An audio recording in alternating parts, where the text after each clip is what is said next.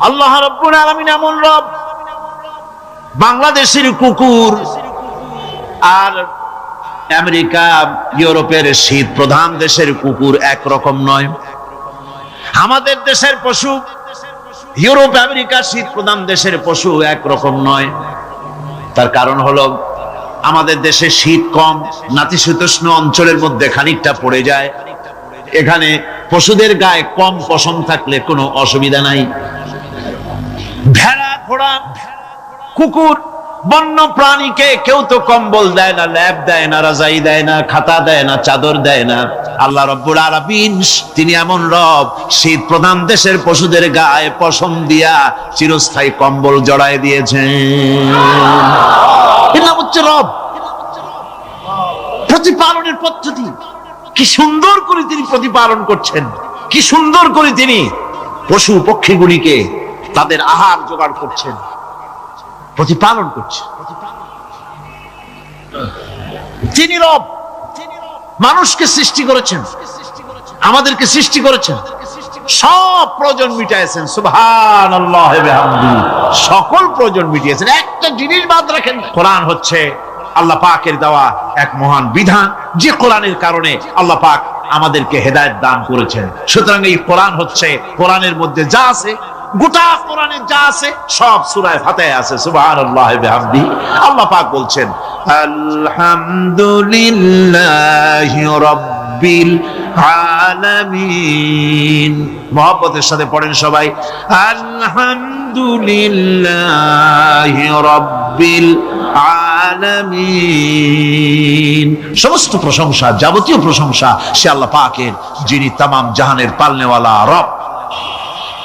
আল্লাহ পাক তার কাছে যখন বান্দা আলহামদুলিল্লাহি রাব্বিল আলামিন বলে, তখন প্রশ্ন হয়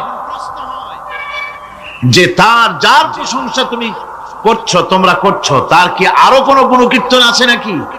আমরা বলি আর রহমানির রহিম, তিনি পরম দাতা এবং দয়ালু। রহমান এবং রহিম দুটি হচ্ছে সমঅর্থবোধক, প্রায় কাছাকাছি অর্থবোধক শব্দ। অসীম মেহেরবান এবং বিশেষ করুণাময় তিনি, যিনি রহমান এবং রহিম। রহমান রহিম আল্লাহ পাকের দুটি গুণবাচক নাম। রহমান অপেক্ষা রহিম অপেক্ষা রহমান, এটা হচ্ছে বেশি ব্যাপক অর্থবোধক, যার জন্য তাফসীরে বলা হয়েছে আর রহমানু যুর রাহমাতিশ শামিলা বিজামিল খালায়েক ফিদ দুনিয়া ওয়াল মুমিনিনা ফিল আখিরাহ। অর্থাৎ রহমান তিনি, যিনি এমন রহমতের মালিক যা বিশেষত গোটা বিশ্বের সমস্ত মানুষের জন্য প্রযোজ্য। আর রহিম হচ্ছে শুধু কিয়ামতের দিন পৃথিবীতে রহমান তিনি দয়াবান পৃথিবীর সমস্ত মানুষের জন্য, এবং কিয়ামতে শুধু মুমিনদের জন্য। রহমান কিয়ামতে শুধু মুমিনদের জন্য।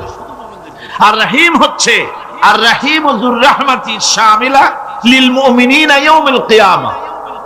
রহিম হচ্ছে শুধুমাত্র কিয়ামতের দিন আল্লাহ রাব্বুল আলামিন শুধু মুমিন লোকদের জন্য এই বিশেষ দয়া কিয়ামতের দিন করবেন। এখন রহমান হচ্ছেন পৃথিবীর সমস্ত মানুষের জন্য, সমস্ত প্রাণীর জন্য। তার দান থেকে কেউ বঞ্চিত থাকবে না, সকলের জন্য তার দানের দরজা অবারিত, উন্মুক্ত। এই পৃথিবীর মুখে আমরা দেখতে পাই মানুষ তার বন্ধুদেরকেই দেয়, শুধু সরকার হোক আর সাধারণ মানুষ হোক, আপনজনদেরকে, নিজের দলকেই বেশি দেয়। কথা ঠিক কিনা? নিজের দলের প্রতি, আত্মীয় স্বজনের প্রতি স্বজন প্রিয়তা মানুষের শরীরের ভিতরে রোগ হিসাবে কাজ করে, আর এভাবে করে নিজের দল আর আত্মীয় স্বজনকে বেশি করে সুযোগ সুবিধা দেয়। শত্রুকে কেউ দেয় না, শত্রুকে কেউ ডেকে ডেকে কোনো জিনিস দিতে চায় না বা দেয় না। আল্লাহ রাব্বুল আলামিন এমন রহমান, এমন দয়াবান, এমন মেহেরবান, যারা তার ইবাদত করে, যারা যারা তাকে স্বীকার করে, আল্লাহ বলে তাকে যারা সেজদা দেয়, আল্লাহ পাক তাদেরকেও দেন। আর যারা আল্লাহকে অস্বীকার করে, আল্লাহ রাব্বুল আলামিনকে মানে না, তার গুণাবলী কি স্বীকার করে না, তার অস্তিত্ব স্বীকার করে না, তারপরেও আল্লাহ রাব্বুল আলামিন কোন নাফরমান বান্দাকেও রহমত থেকে বঞ্চিত করেন না। সে যেই হোক, বেনামাজি হোক, মুরতাদ হোক, নাস্তিক হোক, তারপরে আল্লাহর অনুগ্রহ থেকে সে বঞ্চিত থাকে না। কথা ঠিক কিনা?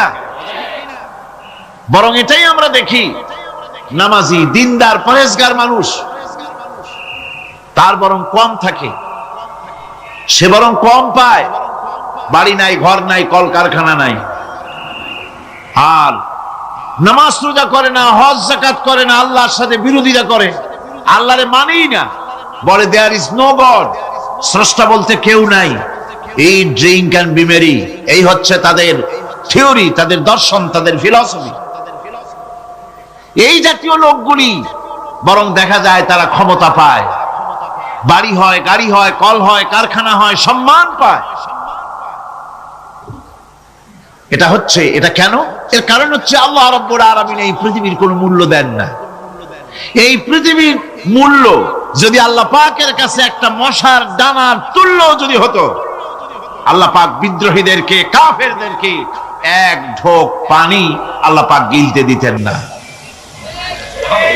এবার চিন্তা করেন, আল্লাহর ব্যাপারে যে দৃষ্টান্তটা দেওয়া হয়েছে, দৃষ্টান্তটা কত গুরুত্বপূর্ণ। মশার ডানার তুল্য, মশার ডানার তুল্য এই পৃথিবীর দাম নাই আল্লাহর কাছে।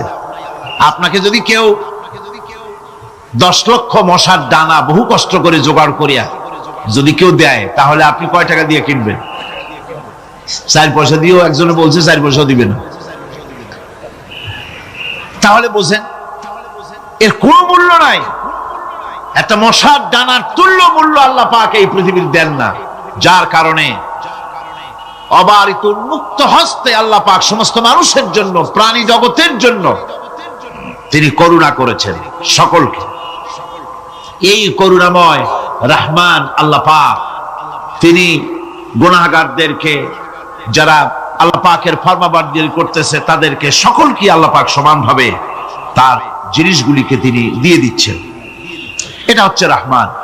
আর রহিম হচ্ছে, হাদিস শরীফে বলা হয়েছে, আর রহমান রহমানুদ দুনিয়া ওয়াল আখিরা, আর রহিম রহিমুল আখিরা।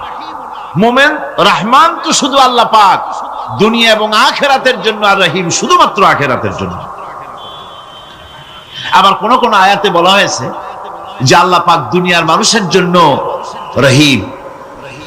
একটি আয়াতে ভাবে বলা হয়েছে, হুয়াল্লাযী ইউসাল্লি আলাইকুম ওয়া মালাইকাতুহু লিয়ুখরিজাকুম মিনাজ যুলুমাতি ইলান নূর ওয়া কানা বিল মুমিনিনা রহিমা।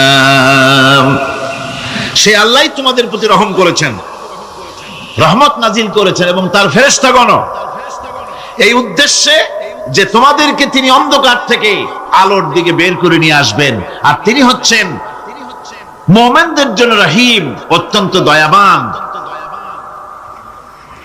আরবি ভাষায় আর রহমান অন্তর্জগতের এমন একটি নম্র উচ্ছ্বাসিত অবস্থার প্রতি ইঙ্গিত করে, যার ফলে তার স্বতঃস্ফূর্তভাবে নিজের থেকেই মহানুভবতা এবং প্রীতি ও মহব্বতের ইচ্ছার বহির্প্রকাশ ঘটে। তাই রহমতের মধ্যে আছে স্নেহ, আছে প্রীতি, আছে অনুগ্রহ।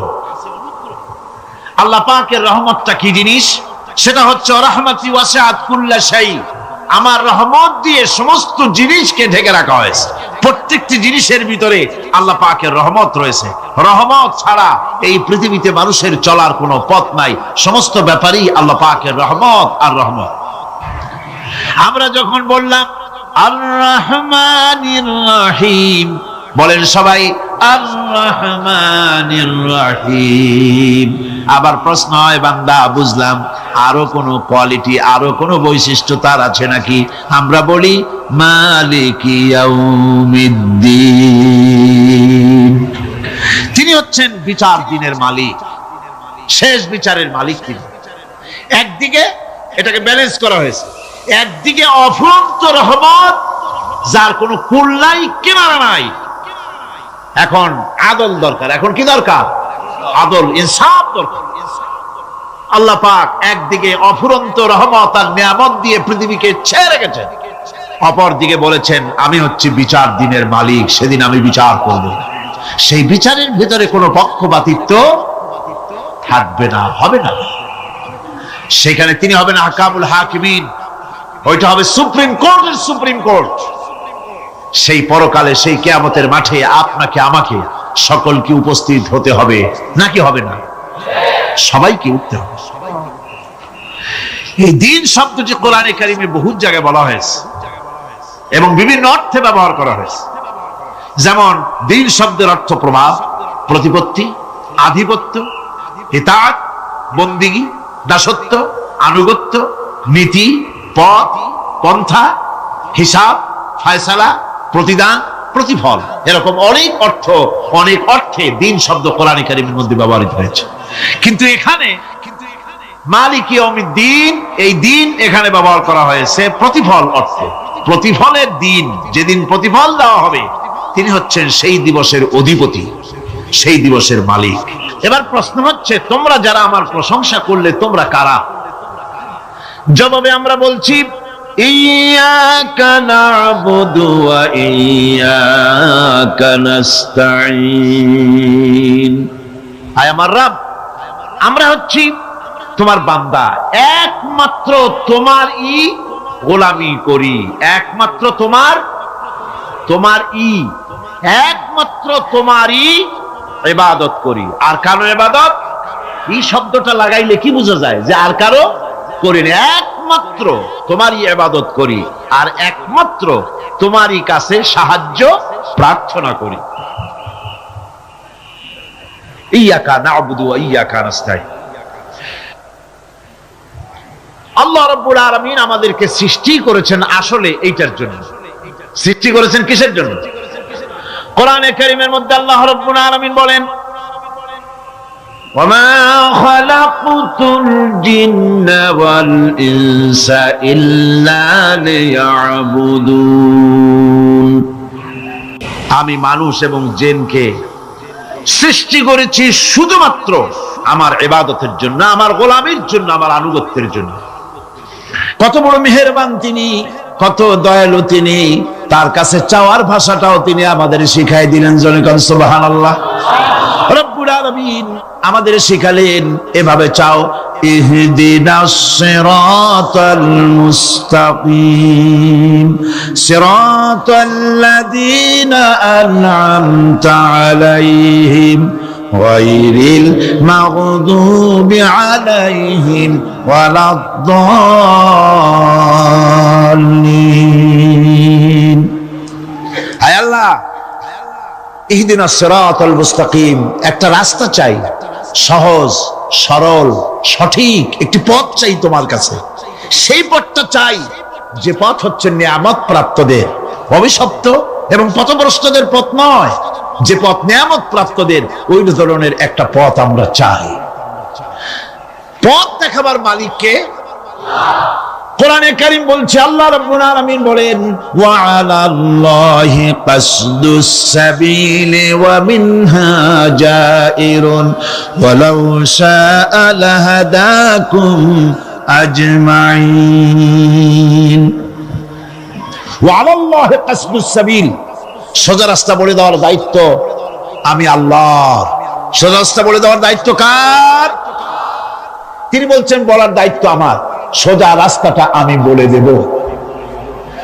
আল্লাহ রাব্বুল আলামিনের কাছে বান্দা যখন রাস্তার দাবি করলো, সোজা পথ চাই, সহজ পথ একটা তোমার কাছে চাই, রব্বুল আলামিন সূরা ফাতিহার 7টা আয়াতের এই অভিনন্দন পত্রের জবাবে 30 পারা কোরআন শরীফ আল্লাহ পাক বান্দারে দান করে দিলেন। জবাবে বলে দিলেন, ওয়ানি'বুদুনি হাযা সিরাতুল মুস্তাকিম। সোজা রাস্তাটা হলো আমার আনুগত্য, আমার গোলামি, আমার দাসত্ব। এটাই হলো সোজা রাস্তা। এই সোজা রাস্তাটা আমি বলবো। রাস্তা তো অনেক হতে পারে, কিন্তু সোজা রাস্তা বলে দেওয়ার দায়িত্ব কার? আল্লাহ পাকের। মানুষ যখন মারা যায় তখন বলা হয় যে লোকটি ইন্তেকাল করেছে। ইন্তেকাল আরবি শব্দ, মুনতাকিল হওয়া, ট্রান্সফার হওয়া। আমরা একটা জগতে ছিলাম, আর একটা জগতে এসেছি, এবং এখান থেকে আমরা আর একটা জগতে ফিরে যাব। যেখানে আমরা ছিলাম ওই জায়গার কোনো কাইফিয়াত আমাদের মনে নাই। ওইটার নাম হচ্ছে আলমে আরওয়াহ। বলুন তো ওইটার নাম কি? আলমে আরওয়াহ, রুহের জগৎ। রুহের জগৎ থেকে আমরা এসেছি আলমে আসবাবে, বস্তু জগতে এসেছি। এই বস্তু জগৎ থেকে আমরা ট্রান্সফার করব, আমরা বিদায় হব, আমরা মুনতাকিল হব, আমরা ইন্তেকাল করব, চলে যাব আরেকটা জগতে। সেই জগতের নাম হচ্ছে আলমে বারজাখ। ওই জায়গাটা, ওই দেশটা কেমন তার কোনো কাইফিয়ত আমাদের জানা নাই। কোন ব্যক্তি মরে যাওয়ার পর ফিরে এসে আমাদেরকে বলে নাই যে ওই জায়গাটা এমন, কবরটা এমন, কবরে গেলে এই এই হয়। এগুলি কেউ ফিরে এসে আমাদের বলেন নাই। আমরা যা জেনেছি সবটা ভাষা ভাষা কিছুই জানি নাই। এই জায়গাটা কম সময়, খুবই কম। আর যে জায়গায় যাব সেই জায়গাটা অনেক লম্বা। যেখানে আসি সেই জায়গাটা এতই ছোট। আজকে পত্রিকায় দেখলাম এক গায়ক, তিনি শিল্পকলা একাডেমিতে 1 সেকেন্ডের বিশ্বাস নাই। এই 1 সেকেন্ডের বিশ্বাস নাই, গান গাওয়া শেষ করতে পারে নাই, বাস দুনিয়া থেকে বিদায় হয়ে গেছে। তার গানটার প্রথম লাইনই ছিল 1 সেকেন্ডের বিশ্বাস নাই। এই গানটা গাইলেন তিনি, লোকেরা আনন্দ করলো, হাতের তালির রেশ ফুরাতে পারে নাই, এর ভেতরেই তিনি বিদায় হয়ে গেলেন। দুনিয়াটা এতই ক্ষণস্থায়ী, মানুষের জীবনটা এতই ক্ষণস্থায়ী। কচু পাতার উপরের পানি, তারও তো কিছুটা স্থায়িত্ব আছে, টলমল করে, এই আছে এই নাই। মানুষের জীবনও এর থেকেও খুবই ছোট্ট, আর দুনিয়াটাও খুবই ক্ষণস্থায়ী। আর যেখানে যাব ওই জায়গাটা এত বিরাট, এত ব্যাপক, যার কোনো সীমা নাই, যার কোনো শেষ নাই, অনন্তকাল।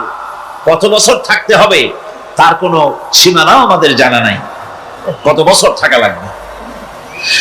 মাওলানা রুম বলেছেন হিসাব আমার কাছে একটা আছে। বলে সেটা কিরকম? তিনি বলেছেন একটা হিসাব আমি জানি, তা হচ্ছে এই পৃথিবী ভরা যদি থাকে সরিষা, আকাশ পর্যন্ত উঁচা। মাওলানা রুম আলাইহির রাহমা তিনি বলছেন, আর সপ্ত আকাশের উপরে থাকে যদি একটি ছোট্ট পাখি, ওই পাখিটা পৃথিবীতে এসে একটা দানা নিয়ে যাবে, 7 আকাশের উপরে রাখবে, 70,000 বছর বিশ্রাম করবে, আবার আসবে আর একটা দানা নিয়ে গিয়ে 7 আকাশের উপরে রেখে 70,000 বছর বিশ্রাম করবে। মাওলানা রুম বলেন এমনি করে ওই পাখিটি 70,000 বছরের বিরতিতে একটা একটা দানা নিতে নিতে তামাম পৃথিবীর সমস্ত দানাগুলি যদি 7 আকাশের উপরে নেওয়া হয়েও যায়, তবুও আল্লাহ রাব্বুল আলামিন মানুষের জন্য যে পরকালের জীবন তৈরি করেছেন সেই জীবনের শেষ হবে না। কি বিশাল, কি জীবন যার কোনো শেষ নাই। শুধু বিচারের দিনটা হবে 50,000 সানা মিম্মা তাউদ্দুন। দুনিয়ার হিসাব মতে যে তোমরা গণো, এই গণনা মতে 24 ঘন্টার দিন, 7 দিনের সপ্তাহ, 30 দিনের মাস, 52 সপ্তাহের বছর, এইভাবে করে মাস দিন যেভাবে তোমরা গণনা করো, 50,000 বছর পৃথিবীর, 50,000 বছর যত বড় লম্বা, কিয়ামতে শুধু বিচারের দিনটাই হবে এত বড় লম্বা। সুবহানাল্লাহ। সুতরাং সেই পরকাল, এই পরকালের উপরে বিশ্বাস, এটা হলো সবচেয়ে গুরুত্বপূর্ণ একটি বিষয়। কোরআনে কারিমে সম্ভবত এমন কোন পৃষ্ঠা নাই যেখানে সরাসরি অথবা আকারে ইঙ্গিতে পরকালের কোনো কথা বলা হয় নাই। সম্ভবত কোরআনে কারিমের এমন কোন পৃষ্ঠা নাই। কোরআনে কারিমের ভেতরে মওত, হাশর, জাহান্নাম, জান্নাত, তারপরে সিরাত, মিজান, মানাজির কিয়ামত ইত্যাদি। অর্থাৎ মৃত্যুর পরের জীবন সম্পর্কে আল্লাহ পাক কোরআনে যা আলোচনা করেছেন তা যদি এক জায়গায় করা যায় তা অন্তত গোটা কোরআন শরীফের 1/3 10 পারার সমান হয়ে যাবে। এখন চিন্তা করেন বিষয়টা কতই গুরুত্বপূর্ণ, যার জন্য কোরআনে কারিমে এতটা বিরাট কোরআনের 1/3 আল্লাহ পাক পরকাল সম্পর্কে আলোচনা করেছেন। খুবই গুরুত্বপূর্ণ বিষয়। এই পরকালের উপরে যারা ঈমান আনবে না, পরকালকে যারা বিশ্বাস করবে না, তাদের সম্পর্কে আল্লাহ পাক বলছেন والذين كذبوا بآياتنا ولقاء الآخرة حبطت أعمالهم। পরকালকে যারা বিশ্বাস করবে না, আখিরাতের দিনের পরে যাদের ঈমান থাকবে না, যারা বিশ্বাস করবে না, তাদের জীবনের সমস্ত ভালো কাজগুলি আল্লাহ রাব্বুল আলামিন বরবাদ করে দিবেন। তাদের জীবনের কোনো কাজের কোনো মূল্য নাই, সমস্ত কাজগুলি নিষ্ফল, বেকার, যারা নাকি পরকালকে বিশ্বাস করবে না। পরকালের বিশ্বাসটাই হচ্ছে মানুষের জীবনের সবচাইতে নৈতিকতার মূল ভিত্তি। একটা মানুষের চরিত্র ভালো হওয়ার জন্য পরকালের বিশ্বাসটা সবচেয়ে বড় জিনিস।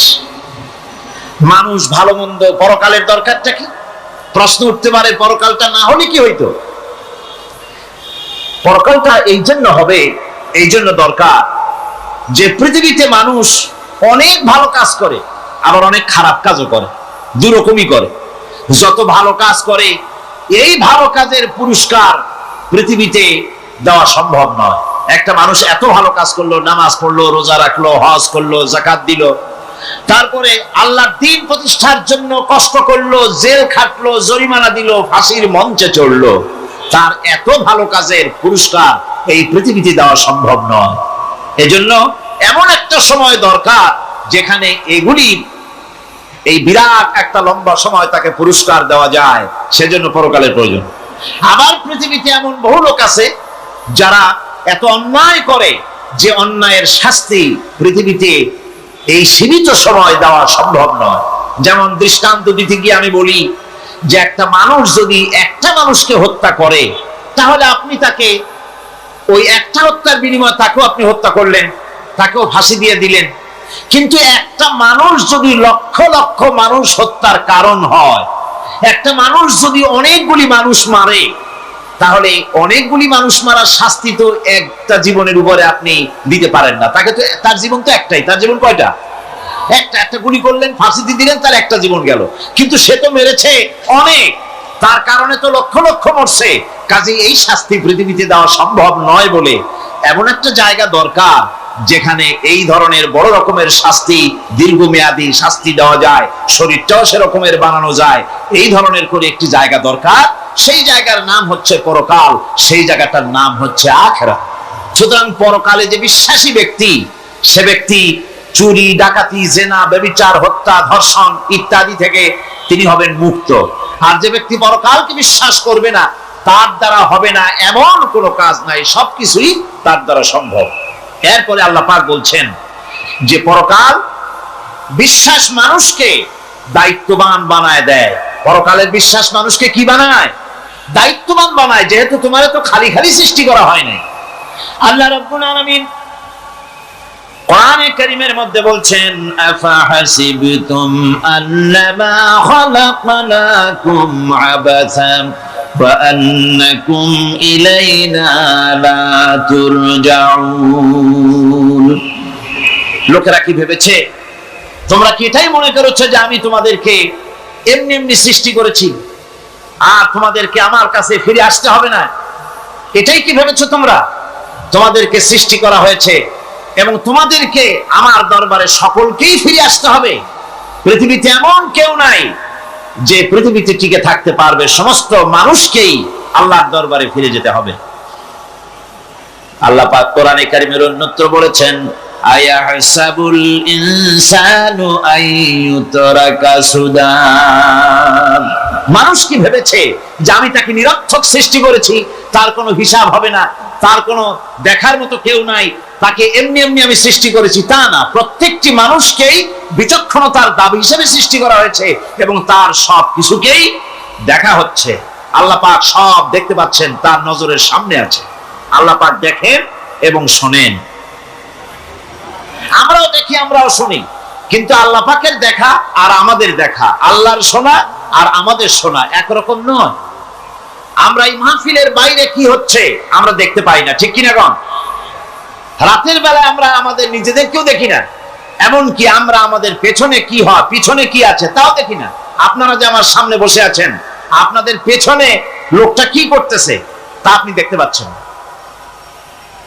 মেঘ হলে মেঘের উপরে কি হয় দেখতে পাই না, কুয়াশার মধ্যে দেখতে পাই না, গাছের আড়ালে কি দেখতে পাই না, পাহাড়ের আড়ালে কি দেখতে পাই না। তারপরে শোনার ব্যাপারে একটা নির্ধারিত এলাকার আওয়াজ আমাদের কানে আসে, এর বাইরের কিছু আমরা শুনতেও পাই না। আল্লাহ রাব্বুল আলামিনের কি এরকম অবস্থা নাকি? কি বলেন, এরকম অবস্থা? আল্লাহ সব দেখতে পান, সব শুনতে পান, এমন তার চোখের সামনে কোন অবস্ট্রাকশন নাই, তার চোখের সামনে কোন জিনিস অন্তরায় হয়ে দাঁড়াতে পারে না, কেউ কোন জিনিস তার চোখের সামনে বাধার সৃষ্টি হতে পারে না। তাকে কেউ দেখতে পারে না, কিন্তু তিনি সবাইকে দেখতে পান। লা তুদরিকুহুল আবসার,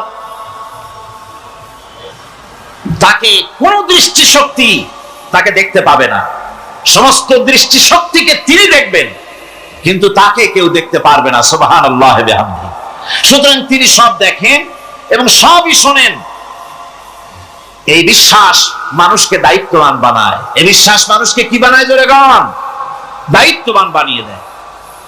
আল্লাহ রাব্বুল আলামিন বলছেন, আয়াহসাবু আন লান ইয়াকদিরা আলাইহি আহাদ ইয়াকুলু আহলাকতু মালান লুবাদা আয়াহসাবু আন লাম ইয়ারাহু আহাদ। মানুষ কি ধারণা করেছে তার উপরে কারো কোনো ক্ষমতা চলবে না? সে বলে আমি অনেক ব্যয় করেছি, আর সে ভেবেছে তাকে দেখার মতো কেউ নাই। আল্লাহ পাক বলেন দেখার জন্য অবশ্যই একজন আছেন, তিনি হচ্ছেন আল্লাহ রাব্বুল আলামিন। কে দেখতে পান? জোরে সরে বলেন, কে দেখতে পান? আল্লাহ পাক সব দেখেন, সব শোনেন। এমনকি সমুদ্রের অতল তলদেশে কোন পাথরের সাথে লাগানো, বালু কণার সঙ্গে লাগানো ছোট্ট একটি পোকা, যা মাইক্রোস্কোপ যন্ত্র ছাড়া দেখা যায় না, এমন ছোট্ট পোকাটিও যদি চিৎকার মারে ক্ষুধার যন্ত্রণায় বা পেটের যন্ত্রণায় বা কষ্টে পড়ে কোনো চিৎকার যদি মারে, সমুদ্রের কেউ শোনার কথা নয়, জমিনের উপরে কেউ শোনার কথা নয়, অন্তরিক্ষের কারো শোনার কথা নয়। আল্লাহ রাব্বুল আলামিন বলেন সেই ক্ষীণ আওয়াজটুকুনো তোমার আল্লাহ পাক শুনতে পান। সব তিনি শুনতে পান এবং দেখতে পান, তার চোখের সামনে সব রয়েছে। সুতরাং আসল কথা হচ্ছে মানুষেরা পরকালের চাইতে দুনিয়ার গুরুত্ব দেয় বেশি। বাল তুসিরুনাল হায়াতাদ দুনিয়া ওয়াল আখিরাতু খায়রুন ওয়া আবকা। তোমরা পার্থিব জীবনকে অগ্রাধিকার দিয়েছো, আর পরকাল হচ্ছে উত্তম এবং স্থায়ী। পরকাল হচ্ছে উত্তম। পৃথিবী একটা নিকৃষ্ট জায়গা, একটা ছোট্ট জায়গা পৃথিবী। এটার আরবি হচ্ছে কি বলুন তো? পৃথিবীর আরবি কি? দুনিয়া। এটাকে দুনিয়া, দুনিয়া শব্দটা এসেছে আদনা শব্দ থেকে, তুচ্ছ, নিকৃষ্ট, এটা কোনো দাম নাই। আর এই জন্য হাদিস শরীফে এসেছে যে এই পৃথিবীর মূল্য যদি আল্লাহর কাছে মশার দানা তুল্য যদি হতো, তাহলে কাফেরকে এক ঢোক পানি আল্লাহ পাক গিলতে দিতেন না। পৃথিবীর মূল্য যদি আল্লাহ পাকের কাছে একটা মশার দানার তুল্য যদি হতো, তাহলে আল্লাহ রাব্বুল আলামিন কাফেরকে এক ঢোক পানি গিলতে দিতেন না। তার মানে এটার কোনো দাম নাই। তো যেটার দাম নাই সেটার দাম আমরা খুব বেশি দিয়েছি। আর পরকাল হচ্ছে স্থায়ী, চিরস্থায়ী জায়গা। সেই চিরস্থায়ী জায়গার আমরা মূল্য দেই নেই। যেমন আমরা দেহের মূল্যটা বেশি দেই, আত্মার মূল্যটা কম দেই। দেহটারে সাজাই বেশি। এই দেহটার জন্য দেখছেন অবস্থা, শীতকালে কত ক্রিম মাখে, পায়ে ভ্যাসলিন মাখে, মুখে ক্রিম মাখে, হাতে জেলি মাখে, তারপরে ঠোঁটে আরো কিছু মাখে, এরপরে এতগুলি মাইখা তারপরে জামা কাপড় সেন্ট আতর কত কিছু সমানে মাখতে থাকে শরীরের জন্য, এত যত্ন। তারপরে ভুরি ভোজন পাইকারি দরে খায়, জনমের মতো খায়, খাওয়ার চোটে পেট যায় একদিক, পাছা যায় আর একদিক, মাথা যায় আর একদিক, আস্তে আস্তে দুমবার সাইজ হয়ে যায় মানুষের বডিটা। যে শরীরটার কোনো দাম নাই, কোনো মূল্য নাই। আপনারা সত্য করে বলেন, দামটা কার? শরীরের দেহের দাম বেশি না আত্মার দাম বেশি?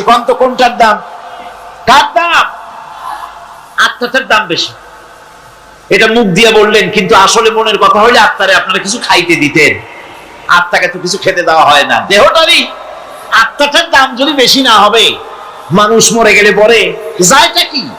চোখ আছে, কান আছে, মুখ আছে, হাত আছে, পা আছে, সবই তো রয়ে গেল। গেলটা কি? কি যাওয়ার কারণে? প্রাণের সন্তান, কলিজার টুকরা সন্তান বলে, মা বাবার কাছে আমার যেতে ভয় করে। ছোট্ট বাচ্চা বাবার কাছে যেতে চায় না, প্রাণীদিকা স্ত্রীও যেতে চায় না।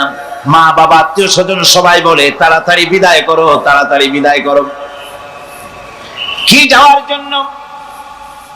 কি ছিল মূল্যবান জিনিস, আর ওইটা যাওয়ার জন্যই পরিণতি হলো। সেটার নাম হলো রুহু। যে আত্মাটার বেশি মূল্য, সেইটার মূল্য মানুষেরা দেয় না। এই আত্মাটা কি জিনিস?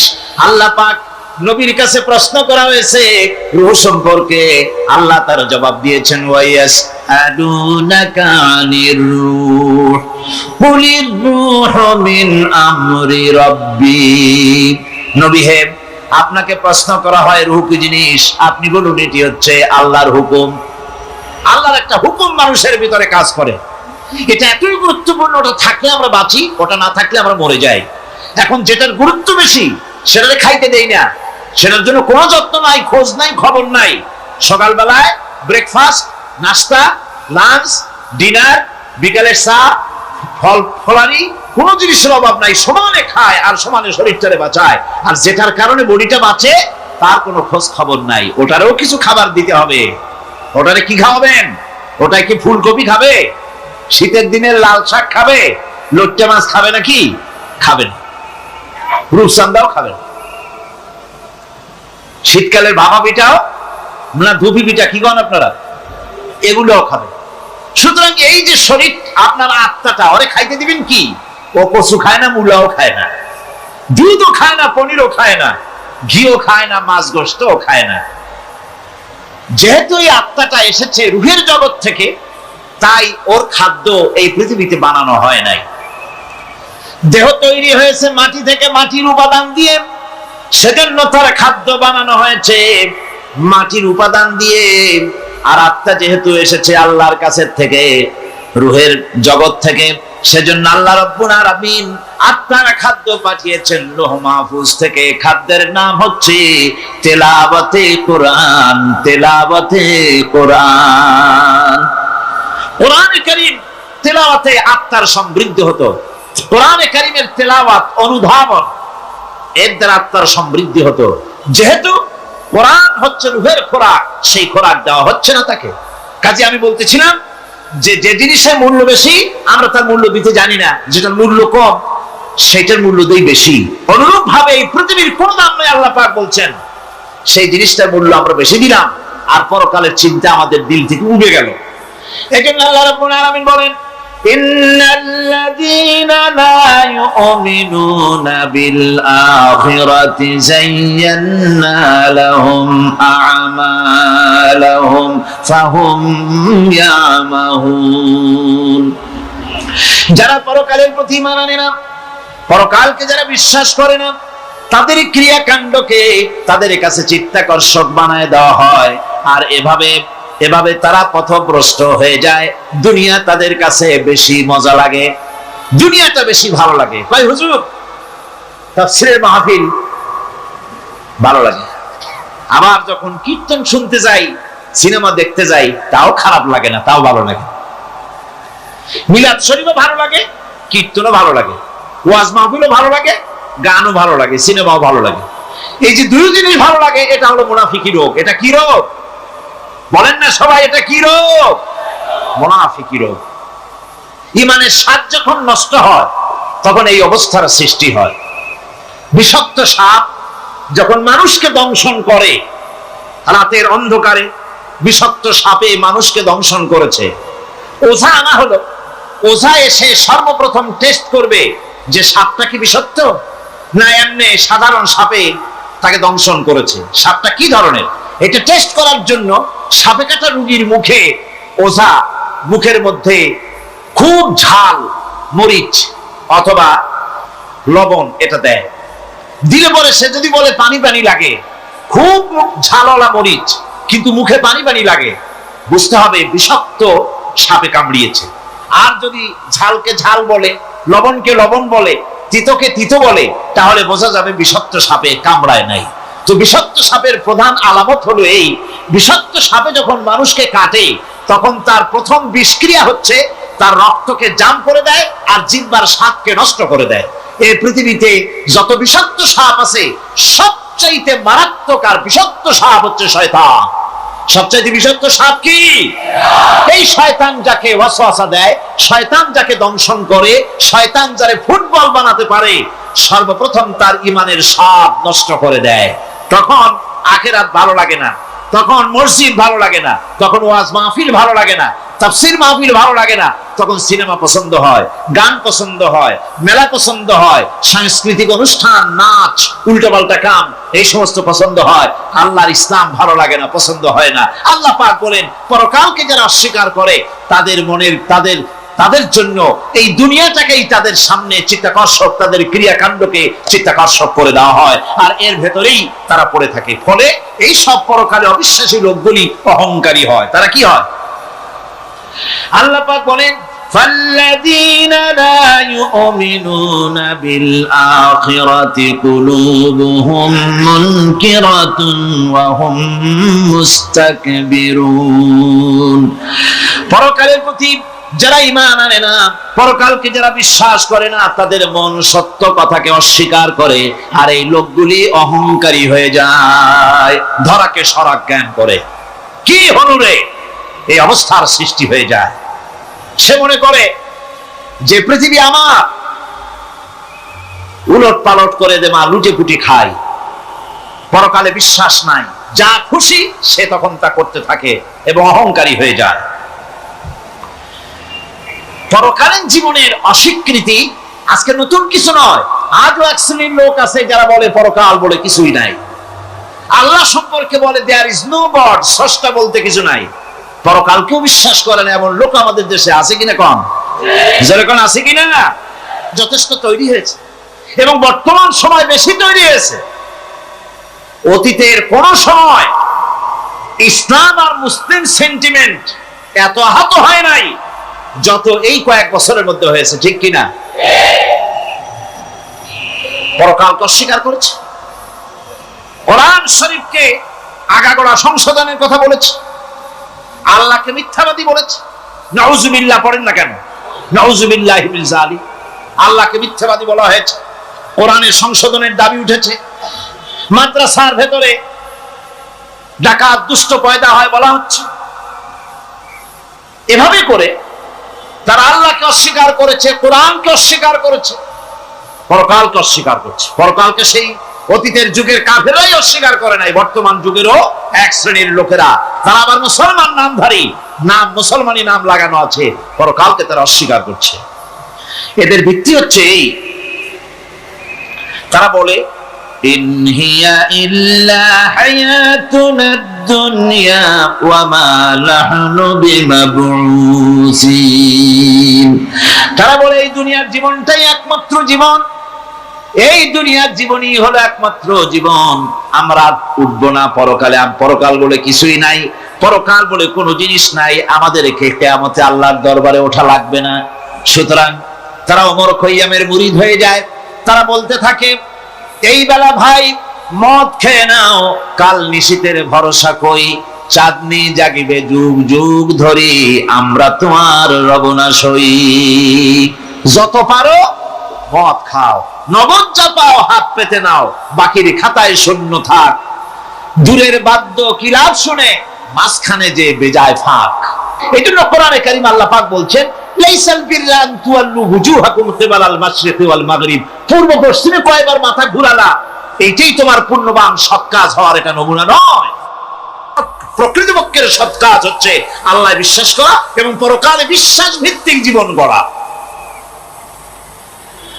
ওই কাফেররা বলতো, وقالوا ما هي إلا حياتنا الدنيا نموت ونحيا وما يهلكنا إلا الدهر। আল্লাহ রাব্বুল আলামিন বলেন, এই কাফেররা বলতো দুনিয়ার জীবনটাই তো আসল জীবন, আমরা মরবো না, আমরা এখানেই থাকবো, এই জীবনটাই হলো আসল জীবন, এখানেই বাঁচবো, এখানেই মরবো, আমরা পরকাল বলে কোনো জিনিস নাই, আমাদের কোনো ওঠা লাগবে না, যা কিছু হয় যুগের আবর্তন ছাড়া কিছুই হয় না। শুধু তাই নয়, এই প্রশ্ন কাফেরদের মনের ভিতরে মারাত্মক আকার ধারণ করলো। তারা বলল, আইযা মিতনা ওয়া কুন্না তুরাবান যালিকা রাজউম বাঈদ, আমরা মাটির সাথে মিশে যাব, আমরা মরে যাব, মাটির সঙ্গে মিশে যাব, তারপরে আমাদেরকে জীবিত করা হবে, এটা তো জ্ঞান বহির্ভূত কথা, এটা তো মাথায় ঢোকে না, কথাটা কেমন? তারা এভাবে অনেক প্রশ্ন করত। وقالوا أئذا كنا عظاما ورفاتا أئنا لمبعوثون خلقا جديدا, আমরা মরে যাব, গলে যাব, পচে যাব, হাড্ডি গুড্ডি মাটির সাথে মিশে যাবে, এরপরে আমাদেরকে নতুন করে সৃষ্টি করা হবে, এটা জ্ঞান বহির্ভূত কথা, এটা মাথার মধ্যে আসে। কে আমাদেরকে চিন্তা করবে মরে যাওয়ার পর? আল্লাহ রাব্বুল আলামিন বলছেন, দেখো আল্লাহ পাক কোরআনে কারীমের ভিতরে যুক্তি দিয়ে বুঝাচ্ছেন যে অবশ্যই তোমাদেরকে আবার জিন্দা করা হবে, তোমাদেরকে উঠতে হবে। তোমরা এই পৃথিবীর অবস্থা পর্যবেক্ষণ করো, তাকায় দেখো আকাশের দিকে, জমিনের দিকে লক্ষ্য করে দেখো। أَوَلَمْ يَنْظُرُوا فِي مَلَكُوتِ السَّمَاوَاتِ وَالْأَرْضِ, তারা কি আসমান এবং জমিনের ব্যবস্থাপনা সম্পর্কে চিন্তা ভাবনা করে না? ওই বিরাট আকাশটাকে যে আল্লাহ রাব্বুল আলামিন তৈরি করলেন, এই জমিনটাকে যিনি তৈরি করলেন, তিনি কি তোমাকে মৃত্যুর পরে তিনি কি জিন্দা করবেন না? তিনি কি জিন্দা করতে পারবেন না? কেমনে তোমরা অস্বীকার করতে পারো? দুনিয়ার ব্যবস্থাপনা এবং এই পৃথিবীর আকাশ এবং জমিনের ব্যবস্থাপনা সম্পর্কে তোমরা চিন্তা ভাবনা করে দেখো, অবশ্যই আল্লাহ রাব্বুল আলামিন তোমাদেরকে আবার জিন্দা করবেন। وَكَأَيٍّ مِّنْ آيَاتٍ فِي السَّمَاوَاتِ وَالْأَرْضِ يَمُرُّونَ عَلَيْهَا وَهُمْ عَنْهَا مُعْرِضُونَ, আসমান জমিনে বহু নিদর্শন পড়ে আছে যেগুলি তারা অতিক্রম করে যায়, অথচ সে সম্পর্কে তারা মোটেই চিন্তা ভাবনা করে না। চিন্তার বহু বিষয় আল্লাহ পাক এই পৃথিবীতে রেখেছেন, যারা চিন্তাশীল, যারা জ্ঞানবান, তারা এর দ্বারা বুঝতে পারে। আল্লাহ রাব্বুল আলামিন বলছেন, ইন্না ফি খালকিস সামাওয়াতি ওয়াল আরদি ওয়া ইখতিলাফিল লাইলি ওয়ান নাহার লাআয়াতিন লিউলিল আলবাব, নিশ্চয়ই আকাশ সৃষ্টি এবং জমিন সৃষ্টির ব্যাপারে আর রাত আর দিনের পরিবর্তনের ব্যাপারে যারা জ্ঞানবান তাদের জন্য নিদর্শন রয়েছে। যারা জ্ঞানবান তাদের জন্য চিন্তার বিষয়বস্তু রয়েছে। গবেষণা করো, চিন্তা করো, এই পৃথিবীতে আল্লাহ পাক যা কিছু সৃষ্টি করেছেন তার পক্ষে আবার তোমাদেরকে সৃষ্টি করা মোটেই অসম্ভব নয়। পরকালীন জীবনের সম্ভাবনা সম্পর্কে কোরআন অবিশ্বাসীদেরকে বলছে, দেখো আল্লাহুল্লাযী রাফা'আস সামাওয়াতি বিগাইরি আমাদিন তারাউনাহা সুম্মা ইসতাওয়া আলাল আরশ, সে আল্লাহ তোমাদের নিকট দৃশ্যমান স্তম্ভ ছাড়াই ওই বিশাল আকাশটা তৈরি করেছেন। যারা পরকাল আছে বলে উঠতে হবে একথা যারা বিশ্বাস করে না, তাদের ব্যাপারে আল্লাহ পাক এই যুক্তি দিচ্ছেন, দেখো এই বিশাল যে আকাশটা, এই আকাশে কোনো খুঁটি আছে? কথা বলেন না কেন? এই আকাশে কোনো খুঁটি আছে? কোন রকমের খুঁটি ছাড়াই ওই বিশাল আকাশটা কে বানিয়েছেন? জোরে চিৎকার দিয়ে বলেন, কে বানাইছেন?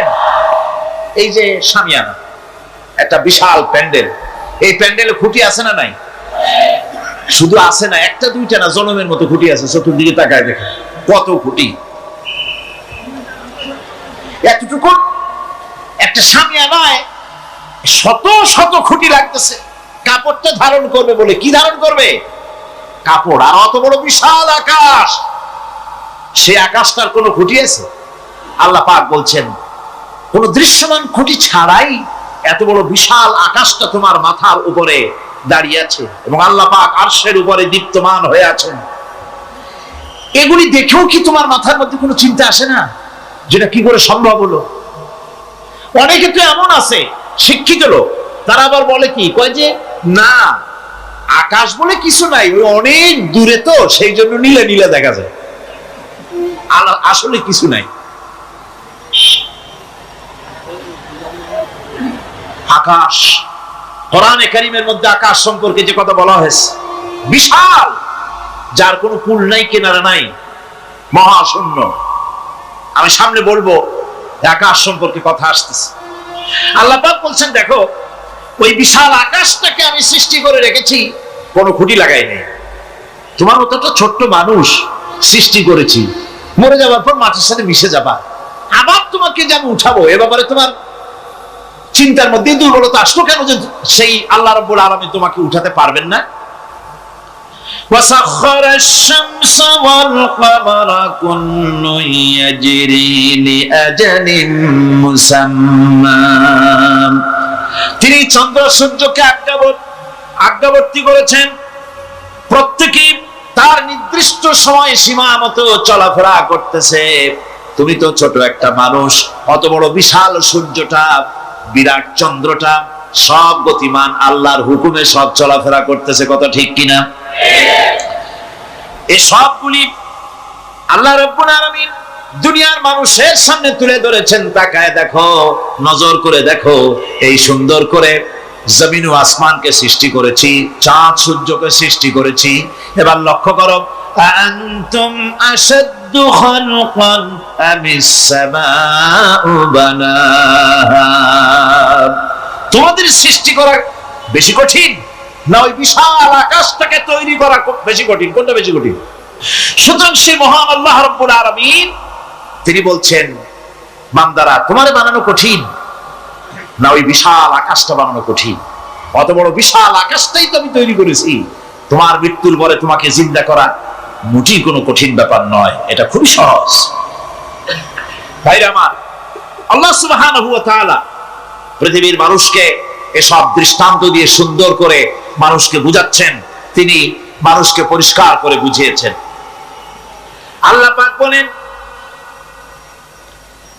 এই পৃথিবীটি এসব প্রশ্নের চূড়ান্ত জবাব দিতে গিয়ে আল্লাহ পাক বলছেন, কুল ইউহিহাল্লাযী আনশাআহা আউওয়ালা মাররা ওয়া হুয়া বিকুল্লি খালকিন আলীম। বলে দাও তোমাদের মৃত্যুর পরে সেই আল্লাহ রাব্বুল আলামিন তোমাদেরকে জিন্দা করবেন, যিনি তোমাদেরকে প্রথমবারে তৈরি করেছিলেন, প্রথমে যিনি সমস্ত জিনিস সৃষ্টি করেছেন, ওই আল্লাহ রাব্বুল আলামিন তোমাদেরকে আবার জিন্দা করবেন। আর এসব জিনিসকে খেল তামাশার বিষয়বস্তু করে তৈরি করা হয় নাই, সমস্ত জিনিসের পেছনে বিরাট উদ্দেশ্য কাজ করেছে, একটা লক্ষ্য নিয়ে, সামনে নিয়ে, উদ্দেশ্য নিয়ে আল্লাহ তৈরি করেছে। আল্লাহ পাক বলছেন, وما خلقنا السماوات والأرض وما بينهما لاعبين। এই পৃথিবীতে আকাশ, ওই বিশাল আকাশ এবং জমিন এবং এর মধ্যস্থিত কোন জিনিসকে আমি খামোখা তৈরি করি নাই, খেল তামাশার বিষয়বস্তু হিসাবে তৈরি করি নাই। যারা নাকি জ্ঞানবান, যারা বুদ্ধিমান, তাদের সম্পর্কে আল্লাহ বলেন, আল্লাযীনা ইয়াযকুরুনা আল্লাহা কিয়ামান ওয়া কুউদান ওয়া আলা জুনুবিহিম ওয়া ইয়াতাফাক্কারুনা ফী খালকিস সামাওয়াতি ওয়াল আরদ রব্বানা মা খালাকতা হাযা বাতিলা সুবহানাকা ফাকিনা আযাবান নার। যারা নাকি জ্ঞানবান, যারা চিন্তাশীল, যারা শুধু পাইকারি দরে খায় আর ঘুমায় না, যারা চিন্তা ভাবনা করে, তারা দাঁড়ানো অবস্থায়, বসা অবস্থায়, সব অবস্থায়, আকাশ জমিন, রাত দিনের পরিবর্তন, মানব সৃষ্টি, এ সব কিছু চিন্তা গবেষণা করে বলে রব্বানা মা খালাকতা হাযা বাতিলা, এ কোনো কিছুই তুমি নিরর্থক ভাবে সৃষ্টি করনি, সবগুলোই তুমি বিশেষ উদ্দেশ্য নিয়ে তৈরি করেছো।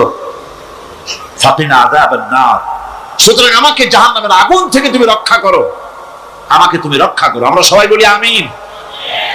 চিন্তাশীল এবং গবেষক যারা, তারা এভাবে চিন্তা ভাবনার মাধ্যমে এ সব কিছু তারা বুঝতে পারে যে এই পৃথিবী খেল তামাশার বিষয় নয়, এই পৃথিবীকে আল্লাহ পাক এমনি এমনি তৈরি করেন নাই, দুনিয়ার মানুষগুলিকেও খামোখা সৃষ্টি করেননি, এর পেছনে বিরাট উদ্দেশ্য কাজ করেছে এবং আমাদের সকলকেই আল্লাহ রাব্বুল আলামিনের কাছে হাজির হতে হবে।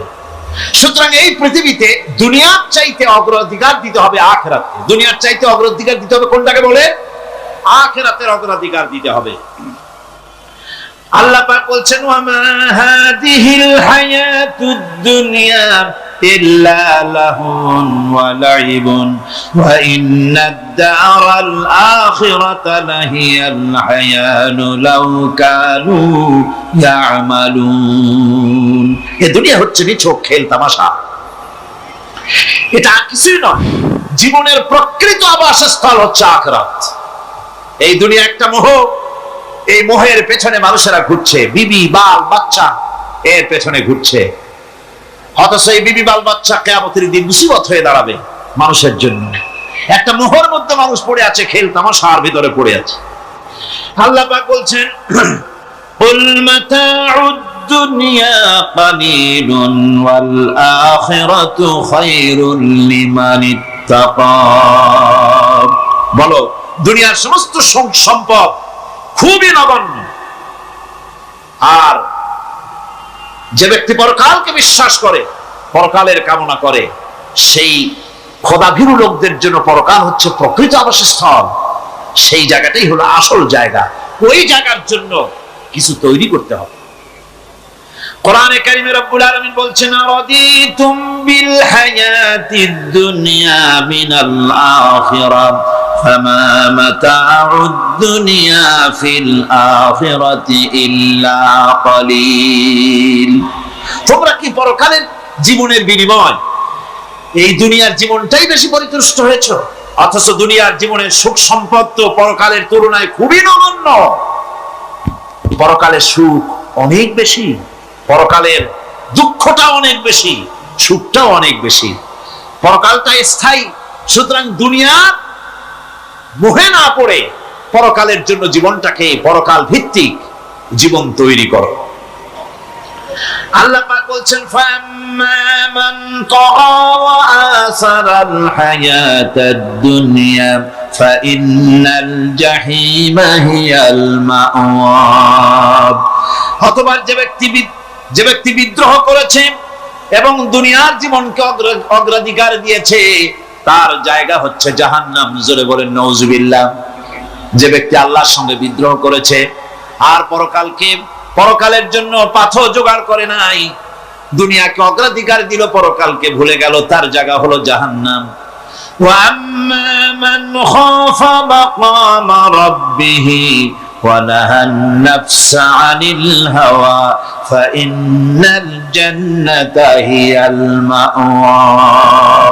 আর যে ব্যক্তি আপন প্রভুর সামনে উপস্থিত হকে ভয় করেছে এবং আপন প্রবৃত্তিকে লালসা মুক্ত করেছে, লালসার হাত থেকে রক্ষা করেছে, আল্লাহ রাব্বুল আলামিন কিয়ামতের দিন তার জন্য রেখে দিয়েছেন জান্নাত।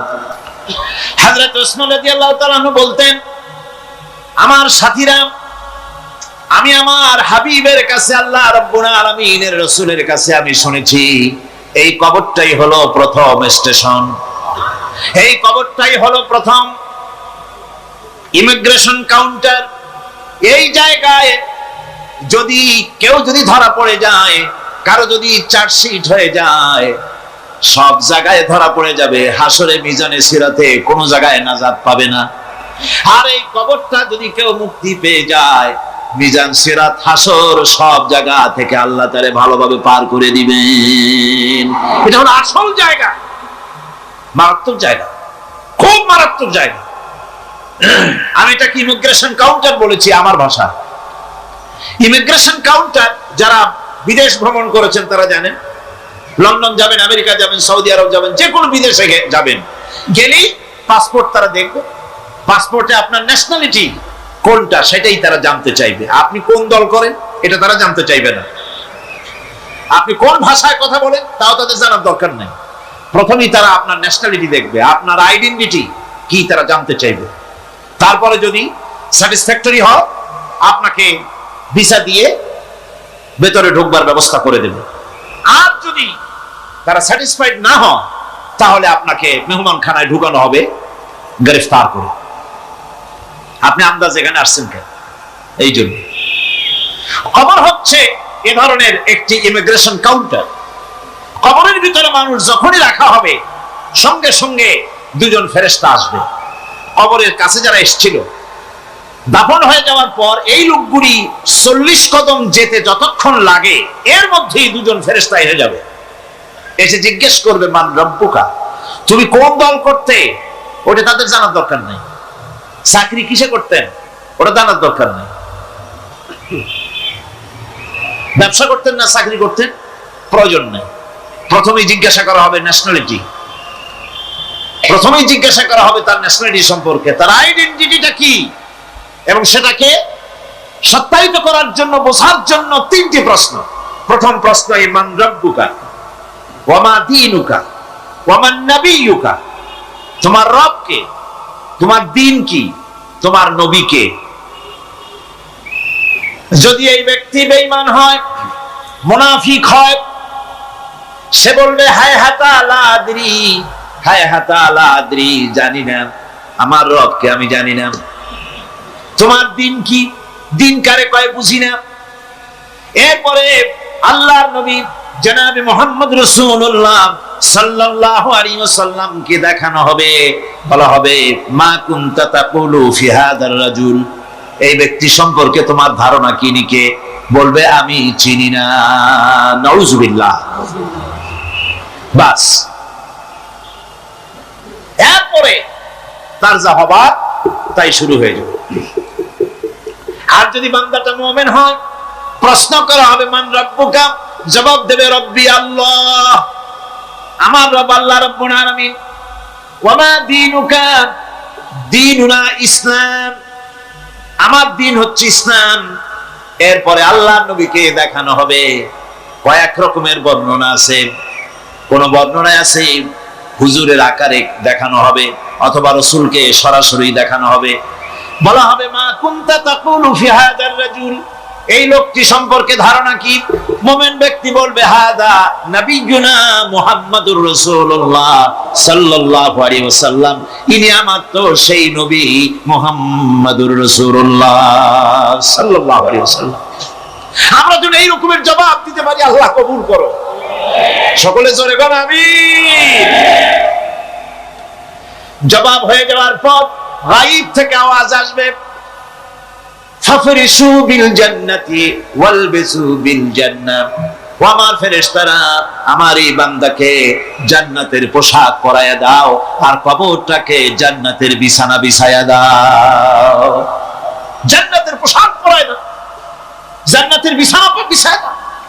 ইলা মাদ্দা বাসারিহি, তার চোখের দৃষ্টি যতদূর যায় কবরটা ততটা প্রশস্ত করে দাও।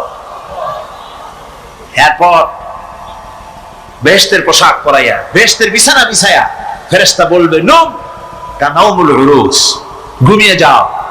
দুলামিয়া যেমন বাসর সজ্জায় নতুন বউ নিয়ে আরামে ঘুমায়, এরকম আরামে ঘুমায় যাও। ইলা ইয়াউমিল কিয়ামা, কিয়ামত পর্যন্ত ঘুমায় থাকবে, আরামে ঘুমিয়ে থাকবে। এরপরে সিংহায় ফুৎকার হবে, সিংহার ফুৎকারের আওয়াজে তার ঘুম ভেঙে যাবে। বলবে ইয়া ওয়াইলানা মান বা'আথানা মিন মারকাদিনা, হায় আফসোস, আমার এত আরামের ঘুম থেকে কে আমাকে জাগ্রত করলো, আমার ঘুমটারে নষ্ট করলো কে। আওয়াজ আসবে হাদা মা ওয়াদার রহমান ওয়া সাদাকাল মুরসালুন। এটা হচ্ছে রহমানের সেই ওয়াদা, আর মুরসালিনরা নবীরা সত্য কথাই বলেছিলেন, সেই কিয়ামত অনুষ্ঠিত হচ্ছে। আমার বন্ধুগণ, সেজন্য এই দুনিয়ার মোহে পড়ে থাকলে পরে দুনিয়ায় যারা অগ্রাধিকার দিবে দুনিয়াকে পরকালের তুলনায়, জবাব দিতে পারবে না কবরের ভিতরে গিয়া। আর যারা পরকালকে অগ্রাধিকার দিবে, দুনিয়ার চাইতে পরকালকে বেশি অগ্রাধিকার দেবে, আর আল্লাহর ভয় কলিজার ভিতরে রাখবে, কবরের জবাব সঠিকভাবে দিতে পারবে, কিয়ামতের দিন আল্লাহ রাব্বুল আলামিন তাদের জন্য জান্নাত দান করবেন। জোরে বলেন আমিন। হযরত ইবনে কাইয়িম তিনি বলছেন, সুন্দর করে বলছেন দুনিয়া সম্পর্কে, মা মাদা ফিদ দুনিয়া আহলামুন ওয়া মা বাকিয়া মিনহা আমানি ওয়াল ওয়াক্তু বাইনাহুমা দাইউন। মা মাদা ফিদ দুনিয়া আহলামুন, জীবনের যে অংশ ফেলে এসেছি সেটা আজ একটা স্বপ্ন। ওয়া মা বাকিয়া মিনহা আমানি, আর জীবনের যে অংশ সামনে বাকি আছে সেটা এখন একটা আকাঙ্ক্ষা। ওয়াল ওয়াক্তু বাইনাহুমা দাইউন, আর এর মাঝখান থেকে সময় সব চলে যাচ্ছে। কত বড় কথা চিন্তা করেছেন?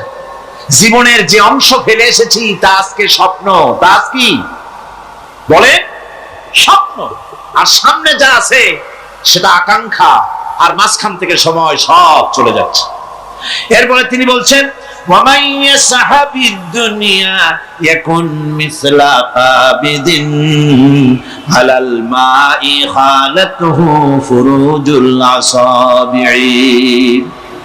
দুনিয়াদারের অবস্থা হচ্ছে কেউ যদি দুই হাতে পানি খামসায় ধরে, দুই হাতে কি ধরছে বলে, দুই হাতে পানি খামসায় ধরেছে, খুব মজবুত করে ধরেছে, দুই মুঠ পানি, বলে থাকবে কতটুকু? কতটুকু থাকবে? এক ফোঁটাও থাকবে না, কারণ তার আঙ্গুলের ফাঁক তার সাথে খেয়ানত করবে, আঙ্গুলের ফাঁক দিয়া পানিগুলি সব বেরিয়ে চলে যাবে। সুতরাং দুনিয়া যারা চায় তারা ঠিক পানি খামসায় ধরলে পানি যেমন হাতের ভেতর থেকে খেয়ানত করে চলে যায়, যারা দুনিয়া চায় দুনিয়াও তাদেরকে এভাবে ফাঁকি দিয়ে চলে যায়। তবুও দুনিয়ার মায়া মানুষের এত বেশি। আল্লাহর নবী বলেন, লাউ কানা লি ইবনি আদামা ওয়াদিন মিন যাহাবিন লাহাব্বা ইয়াকুনা লাহু সানিন। এই পৃথিবীতে যদি কাউকে একটা মাঠ ভরে যদি সোনা দেওয়া যায়, লোকটা বলবে রব্বুল আলামিন, আমি যদি আরেকটা মাঠ এরকম সোনা ভরা পেতাম। দ্বিতীয় আরেকটা মাঠ দেওয়া হলে আবার বলবে যদি তৃতীয় আরেকটা মাঠ সোনা ভরে যদি পেতাম। নবীজি বলেন, ওয়ালা ইয়ামলাউ জাওফু ইবনু আদামা ইল্লা তুরাব। এটা করতে হবে, আখিরাতের জবাবদিহিমূলক জীবন যাপন করতে হবে। আপনি ব্যবসা করবেন, ওজনে কম দিতে পারবেন না, আপনি খাদ্যে ভেজাল দিতে পারবেন না, চুরি করতে পারবেন না, ডাকাতি করতে পারবেন না, জেনা করতে পারবেন না, বদমাশি করতে পারবেন না, মদ খেতে পারবেন না, সন্ত্রাসী হতে পারবেন না, হাইজ্যাকার হতে পারবেন না, চাঁদাবাজ হতে পারবেন না, মুনাফাখোর হতে পারবেন না, আপনি চোরা কারবারি হতে পারবেন না, ঘুষখোর হতে পারবেন না, সুদখোর হতে পারবেন না। এই সব কাজ পরকালকে বিশ্বাস করলেই এ সমস্ত কাজ থেকে মানুষ বিরত থাকতে পারে। কথা ঠিক কিনা? এটাই হচ্ছে। সুতরাং এই পৃথিবী থাকবে না, এটা কি চিরকাল থাকবে না, এর একটা পরিসমাপ্তি ঘটবে। যেমন করে সারা বছর লেখাপড়া করার পর কলেজে, বিশ্ববিদ্যালয়, মাদ্রাসায়, হাই স্কুলে, সব জায়গায় সারা বছর লেখাপড়া করার পর যেমন পরীক্ষা দেওয়ার একটা দিন আসে, সারা বছর ব্যবসা করার পর হিসাব নিকাশ করার যেমন একটা সময় আসে, সারা মাস চাকরি করার পর বেতন পাওয়ার যেমন একটা দিন আসে, সারা জীবন চাকরি করার পর পেনশন পাওয়ার যেমন একটা সময় আসে, অনুরূপ ভাবে এই দুনিয়া যেদিন শেষ হয়ে যাবে, আল্লাহ নির্ধারিত সময় শেষ হয়ে যাওয়ার পর একটা সময় আসবে যখন আল্লাহ রাব্বুল আলামিন সব শেষ করে দিবেন, লন্ডভন্ড হয়ে যাবে, কিছু থাকবে না। কোরআনে কারীমে আল্লাহ সব বলেছেন, কোরআনে সব আল্লাহ বলে দিয়েছেন। আল্লাহ পাক বলেন এই পৃথিবীর সব কেমন ভাবে ধ্বংস হবে তার চিত্র আল্লাহ পাক কোরআনে কারীমে তুলে ধরেছেন। ইযাস সামাউ ফাতারাত ওয়া ইযাল কাওয়াকিবু তাসারাত وإذا البحار فجرت وإذا القبور بعثرت যখন আকাশসমূহ দীর্ঘ বিদীর্ণ হয়ে যাবে, তারকাগুলি বিক্ষিপ্ত হয়ে ছিটকে পড়বে, আর সমুদ্রগুলি উচ্ছ্বসিত হয়ে পড়বে, কবরগুলি সব তার ভেতরে যা আছে উদ্গীরণ করে দেবে, তারকাগুলি স্থিমিত হয়ে যাবে। এরপরে সমস্ত আকাশগুলি কাতাইয়ে সিজিল্লিল কুতুব, কিতাবের পৃষ্ঠার মতো একটার পরে একটা ঠাস ঠাস করে পড়তে থাকবে, চূর্ণ বিচূর্ণ হয়ে ভেঙে চুরে একাকার হয়ে যাবে। পাহাড়গুলিকে উড়িয়ে দেওয়া হবে, চন্দ্র এবং সূর্য একাকার হয়ে যাবে। আল্লাহ রাব্বুল আলামিন বলেন, ফাইদা বারিকাল বাসার ওয়া খাসাফাল কমার ওয়া জুমিআশ শামসু ওয়াল কমার। চক্ষু যখন বিস্ফারিত হয়ে যাবে, চাঁদ যখন তার আলো হারিয়ে ফেলবে, সূর্য যখন তার আলো হারিয়ে ফেলবে, চাঁদ আর সূর্য সব একাকার হয়ে যাবে, সেই সময়ের অবস্থাটা কি চিন্তা করো। মানুষ হয়রান হয়ে দৌড়াদৌড়ি করবে। وحملت الأرض والجبال فدكتا دكة واحدة। জমিন এবং পাহাড়গুলির মধ্যে আল্লাহ রাব্বুল আলামিন সংঘর্ষ বাঁধিয়ে দিবেন, পাহাড়গুলি ভেঙে চুরে টুকরা টুকরা হয়ে যাবে, পাহাড়গুলি উঁচু করে জমিনের উপরে আছাড় মেরে আল্লাহ রাব্বুল আলামিন ভেঙে চুরে চুরমার করে দিবেন। সুবহানাল্লাহ। ওয়া তাকুনুল জিবালু কালইনিল মানফুস, পাহাড়গুলো পেঁজা ধোনা তুলার মতো করে উড়িয়ে দেওয়া হবে। আলহামদুলিল্লাহ, আলহামদুলিল্লাহ, আল্লাহ পাকের শুকরিয়া আদায় করছি। আল্লাহ পাক আমাদেরকে কোরআন শোনার তৌফিক দান করেছেন, আলহামদুলিল্লাহ। আচ্ছা আপনারা বলেন তো, জেন, দুষ্ট জেন আর ভূত প্রেতে যদি আসর করে, তাহলে কোরআন শরীফের কোন আয়াত পড়তে হয়? জি, ওলামারা বলেন না, আয়াতুল কুরসি। কোনটা পড়তে হয় বলেন, কোনটা? চট্টগ্রাম তাফসীর মাহফিল উপলক্ষেও কিছুটা ভূত প্রেতের আসর হইছে। এই ভূত প্রেতের আসর থেকে রক্ষা করার জন্য সকলে আমার সাথে পড়েন যথারীতি। أعوذ بالله من الشيطان الرجيم بسم الله الرحمن الرحيم الله لا إله إلا هو الحي القيوم لا تأخذه سنة ولا نوم له ما في السماوات وما في الأرض من ذا الذي يشفع عنده إلا بإذنه يعلم ما بين أيديهم وما خلفهم ولا يحيطون بشيء من علمه إلا بما شاء وسع كرسيه السماوات والأرض ولا يؤوده حفظهما وهو العلي العظيم صدق الله العظيم সবাই বলেন সাদাকাল্লাহুল আযীম। আয়াতুল কুরসি, আগে এটার অর্থ করে নেই। আল্লাহু লা ইলাহা ইল্লা হুয়াল হাইয়ুল কাইয়্যুম, আল্লাহ হচ্ছেন তিনি যিনি ছাড়া কোনো ইলাহ নাই, যিনি সার্বভৌমত্বের একমাত্র মালিক। লা তাখুযুহু সিনাতুন ওয়ালা নাওম, যাকে ঘুম এবং তন্দ্রা স্পর্শ করে না।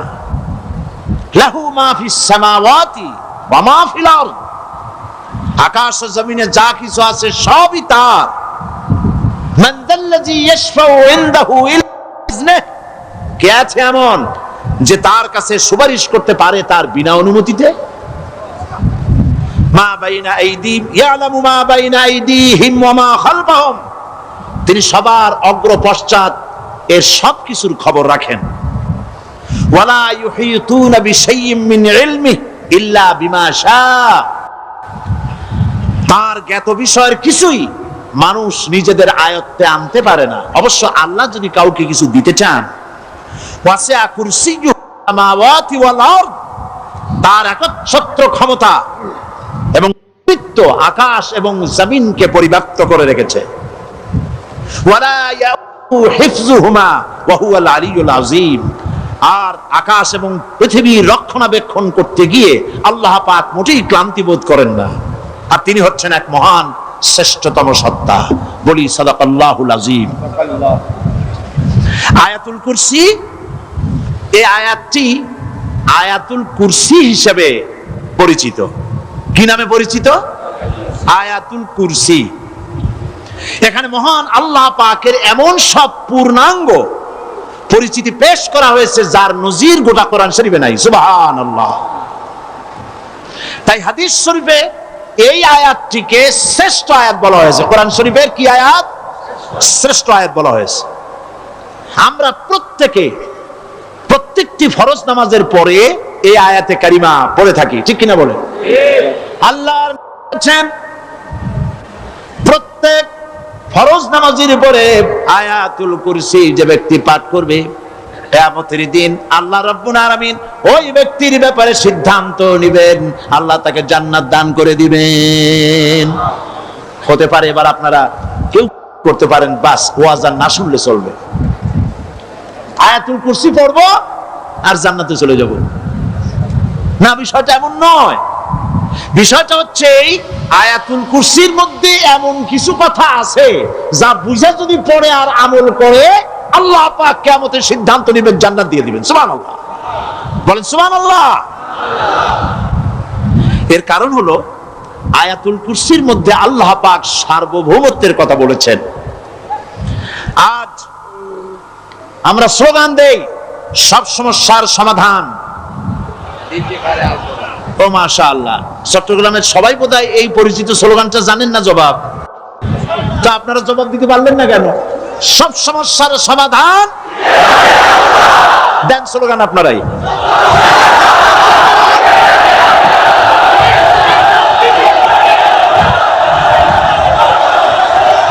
এটা শুধু স্লোগান নয়, সব সমস্যার সমাধান দিতে পারে আল কোরআন। এটা শুধু স্লোগান নয়, এটাই বাস্তবতা, এটাই বাস্তব সত্য।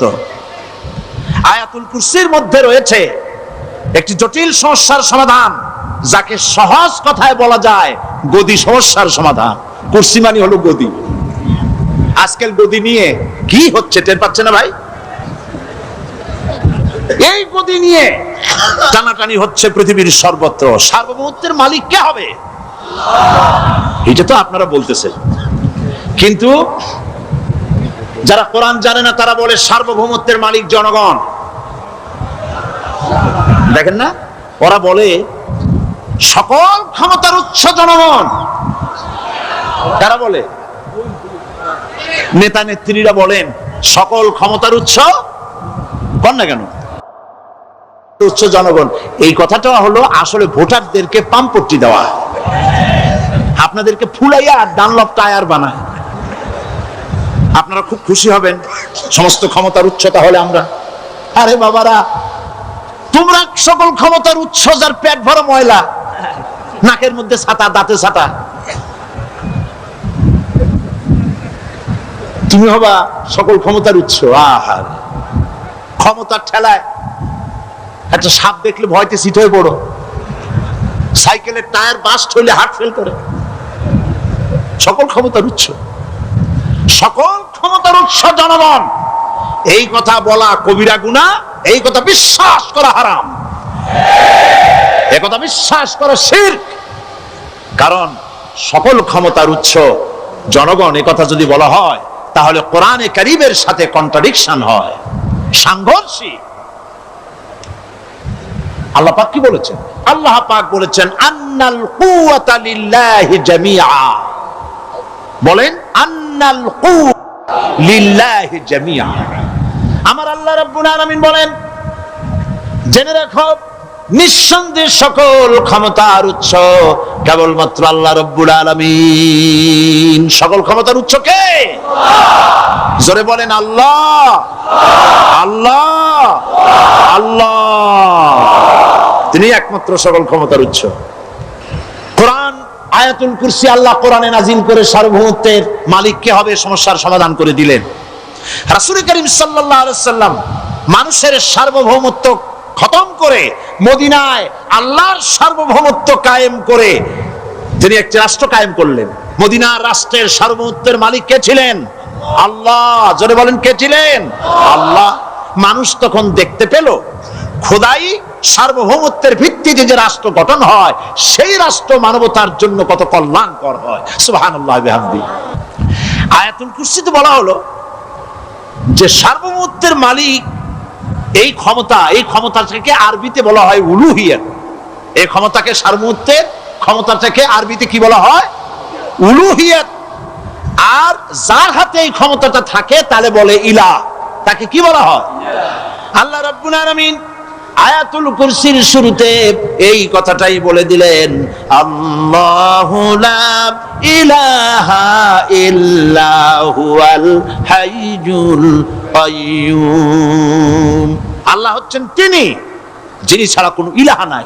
তার মানে হলো সার্বভৌমত্বের একচ্ছত্র মালিকানা কার হাতে? চিৎকার দিয়ে বলুন, আল্লাহ রাব্বুল আলামিনের হাতে। সার্বভৌমত্বের এই ক্ষমতা হস্তান্তরযোগ্য নয়।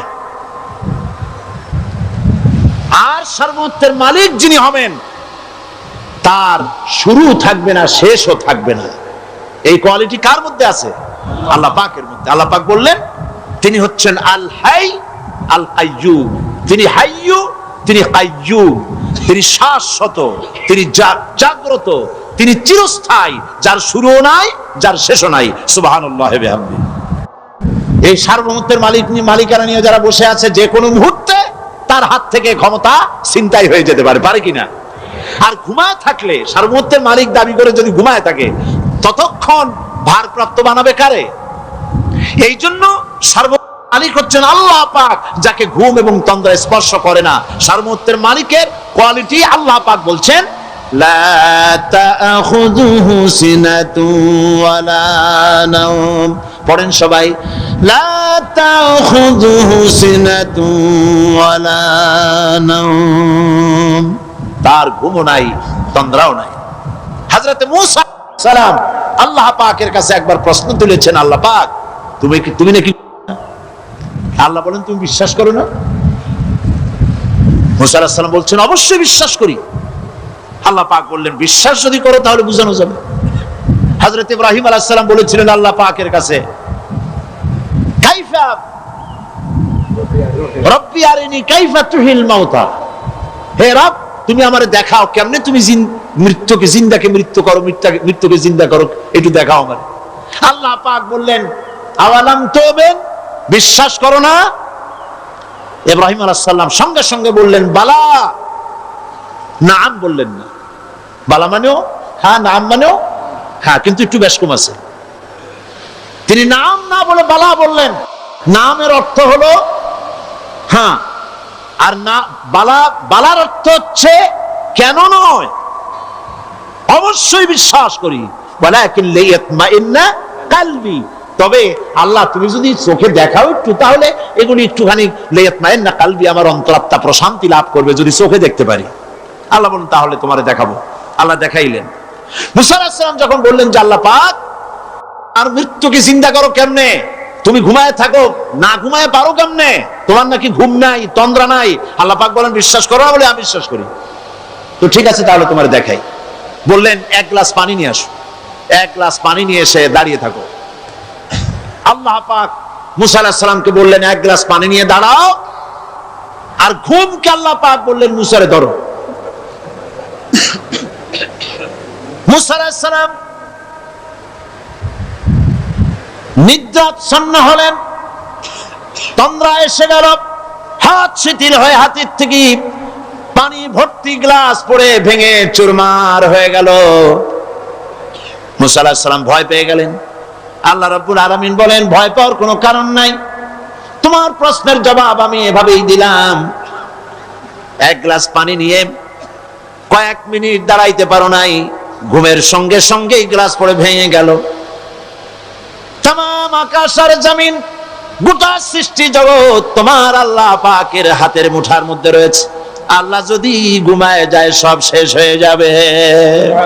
তামাম সৃষ্টি জগতের ট্রাফিক কন্ট্রোল আল্লাহ কর্তৃক হয়, আর মানুষের যা হয় আল্লাহ পাক তার থেকে সম্পূর্ণ মুক্ত। আল্লাহ পাকের ঘুম নাই, তন্দ্রাও নাই। লা তাখুযুহু সিনাতু ওয়ালা নাওম, ঘুমও নাই, তন্দ্রাও নাই। আল্লাহ পাক সমস্ত রকমের মানবীয় কোয়ালিটি থেকে, গুণ থেকে মুক্ত, মুবাররা, পবিত্র। আল্লাহ রাব্বুল আলামিন সার্বভৌমত্বের একচ্ছত্র মালিক হচ্ছেন আল্লাহ পাক। তিনি ছাড়া কোনো ইলাহ নাই। তিনি পরিষ্কার করে বলছেন, আল্লাহু লা ইলাহা ইল্লা হুয়াল হাইয়ুল কাইয়্যুম। সবাই পড়েন, আল্লাহু লা ইলাহা ইল্লা হুয়াল হাইয়ুল কাইয়্যুম। আল্লাহ হচ্ছেন সার্বভৌমত্বের মালিক, তিনি ছাড়া কোনো ইলাহ নাই। এমন একটি আয়াত তাফসীরের জন্য আল্লাহ এনে দিয়েছেন, যেই আয়াতটি বুঝলে পরে দুনিয়া শান্তি, আখিরাতেও শান্তি। গতি সমস্যার সমাধান হবে, সব সমস্যার সমাধান হবে। আয়াতুল কুরসি এমন আয়াত যা তেলাওয়াত করলে, বুঝলে, আমল করলে কিয়ামতের দিন আল্লাহ পাক তার সম্পর্কে সিদ্ধান্ত নেবেন, জান্নাত দিয়ে দিবেন। সুবহানাল্লাহ।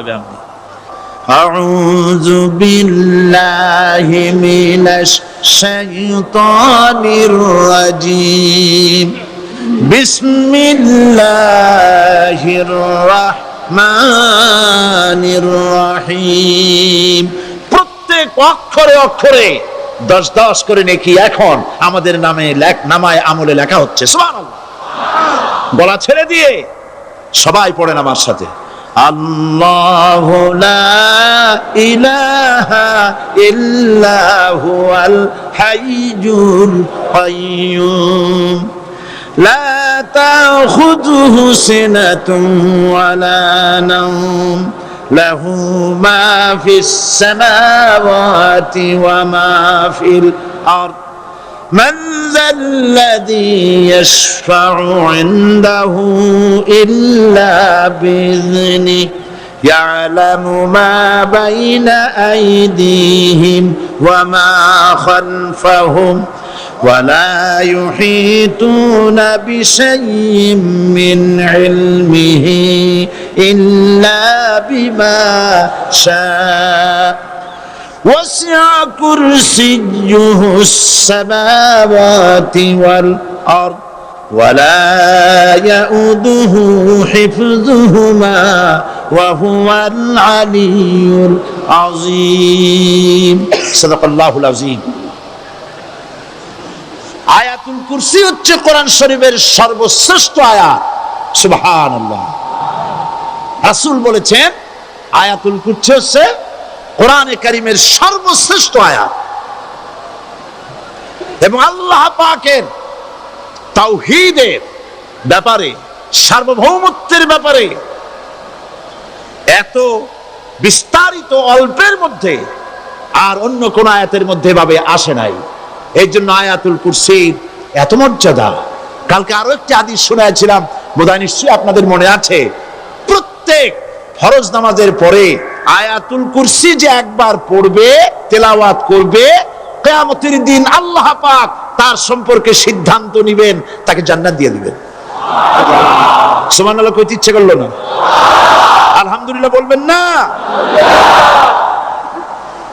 তার অর্থ হলো এই আয়াতুল কুরসি যদি মানুষ পড়ে আর বোঝে, আর ওই অনুযায়ী যদি আকীদা তৈরি হয়, জীবন তৈরি হয়, তার জীবন জান্নাতের জন্য তৈরি হয়ে যায়। গতকাল আল্লাহ পাকের সার্বভৌমত্বের কথা আমরা আলোচনা করেছিলাম। আলোচনা করব আল্লাহ পাকের পরিচয়। আল্লাহ পাক তিনি কে? আমরা বলি আল্লাহ। আমরা কি বলি বলেন সবাই, কি বলি? আমি অনেকবার আপনাদেরকে এই কথাটা বলেছি, বোধহয় নিশ্চয়ই মনে আছে।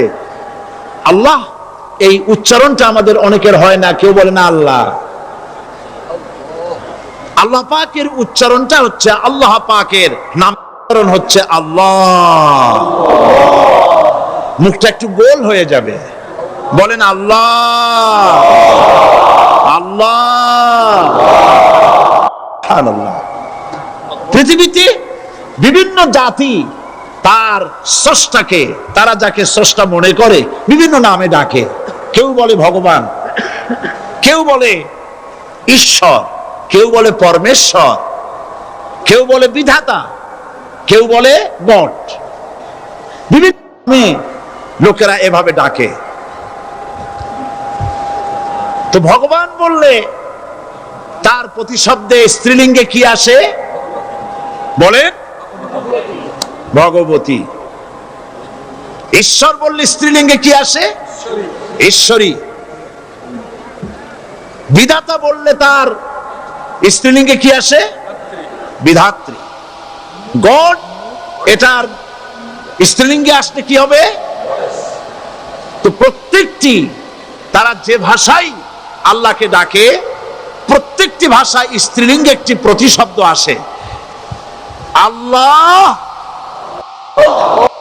এর স্ত্রীলিঙ্গে, এর প্রতিশব্দে আরেকটি শব্দ কি গোটা বিশ্ব খুঁজে পাওয়া যাবে? জোরে বলেন, যাবে? যাবে না। এবং অন্যান্য নামগুলি সন্ধি বিচ্ছেদ করলে অর্থই হবে না। গড, এটাকে যদি উল্টায় বলা হয় তাহলে কি হয়ে যাবে?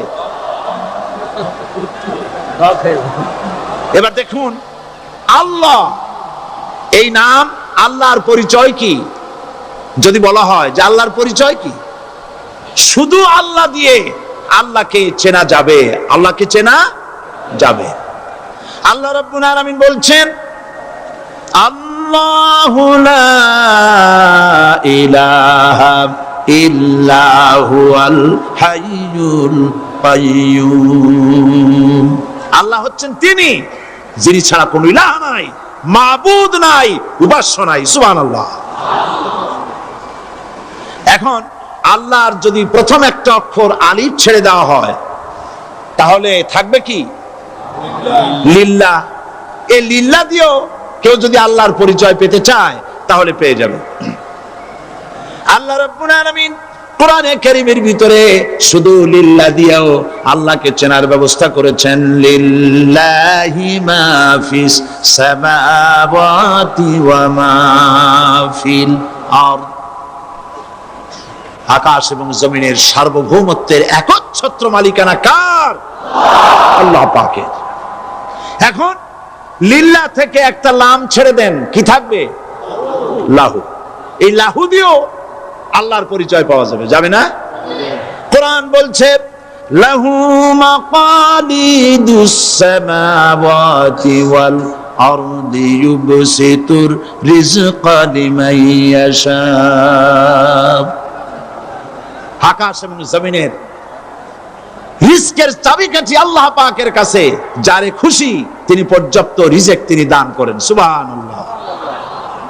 এবার লাহুর লাম ছেড়ে দেন, থাকবে কি? একটা অক্ষর। এই একটি অক্ষর দিয়ে আল্লাহ পাকের চেনা যাবে। ইন্নাহু হুয়াল গফুরুর রহিম। তিনি হচ্ছেন মহা ক্ষমাশীল, দয়াবান। আল্লাহর পরিচয় আল্লাহকে দিয়েই জানা যায়। আল্লাহর পরিচয় হচ্ছে তিনি এই আকাশ সৃষ্টি করেছেন, এই জমিন সৃষ্টি করেছেন, মানব গোষ্ঠীকে সৃষ্টি করেছেন। আকাশের স্রষ্টাকে, জমিনের স্রষ্টাকে, মানুষের স্রষ্টাকে আল্লাহ পাক। দেখুন, আল্লাহ পাক আকাশের স্রষ্টা, জমিনের স্রষ্টা, মানুষের স্রষ্টা। এই কথাকে ভুলিয়ে দেওয়ার জন্য, এই কথাটিকে ভুলিয়ে দেওয়ার জন্য আল্লাহকে অস্বীকার করছে এক শ্রেণীর লোকেরা। তারা বলছে দেয়ার ইজ নো গড, স্রষ্টা বলতে কেউ নাই। Unseen is nothing. আল্লাহ পাক কোরআনকে বোঝার জন্য, আল্লাহকে চেনার জন্য ব্যবস্থা করেছেন। ওরা বলছে কি আনসিন ইজ নাথিং, যা দেখা যায় না সেটা কিছুই না, সেটা বিশ্বাস করি না। তা আল্লাহর যখন রং নাই, গন্ধ নাই, তাকে বিশ্বাস করি কেমনে? বলে নাউজুবিল্লাহ মিন যালিক। আরে ভাই, তোমরা তো এমন বহু জিনিস আছে যা না দেখে বিশ্বাস করো। আপনারা কি বাতাস দেখেছেন? বিশ্বাস করেন কিনা? বিশ্বাস করেন কিনা? আপনারা কি ইথার দেখেছেন? বিশ্বাস করেন কিনা? ফুলের গন্ধ দেখেছেন কিন্তু বিশ্বাস করেন কিনা? মাধ্যাকর্ষণ শক্তি, ল অফ গ্রাভিটেশন আপনারা চোখে দেখেছেন? বিশ্বাস করেন কিনা? অনেক জিনিস এমন আছে যা আমরা চোখে দেখি না কিন্তু বিশ্বাস করি। হযরত ইমাম আবু হানিফা রাহমাতুল্লাহ আলাইহির সাথে এক নাস্তিকের বহস হবে। স্থান এবং তারিখ নির্ধারণ করা হলো। ইমাম সাহেব দেরি করে আসলেন। নাস্তিক বলছে, আমি আপনার সঙ্গে কোনো বিতর্কে যেতে চাই না, কারণ আপনি ওয়াদা রক্ষা করতে পারেন নাই, নির্ধারিত সময়ের অন্তত 3 ঘন্টা পরে এসেছেন।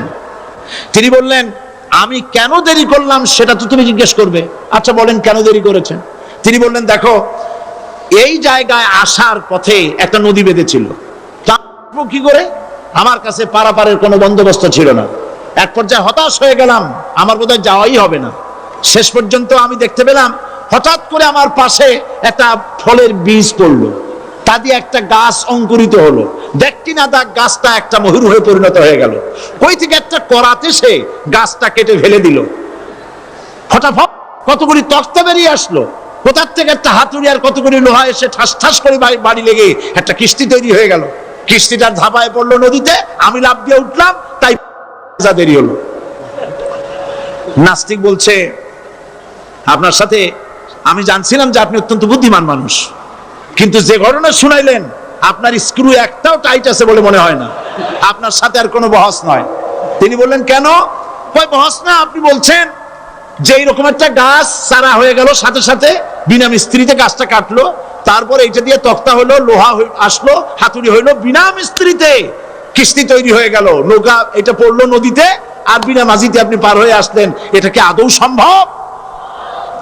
ইমাম আবু হানিফা রাহমাতুল্লাহ আলাইহি বলছেন, তোমার সাথে আমি কোনো কিতাব দিয়ে ঝগড়া করব না, কোনো কিতাব দিয়ে আমি তোমার সাথে বহস করব না। এই একটি দৃষ্টান্ত তোমার জন্য যথেষ্ট।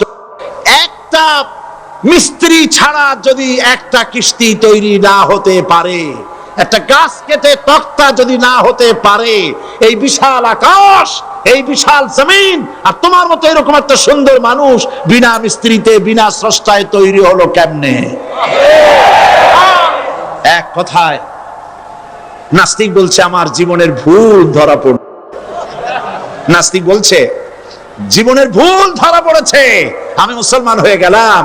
লা ইলাহা ইল্লাল্লাহু মুহাম্মাদুর রাসূলুল্লাহ। জোরে পড়েন, লা ইলাহা লা ইলাহা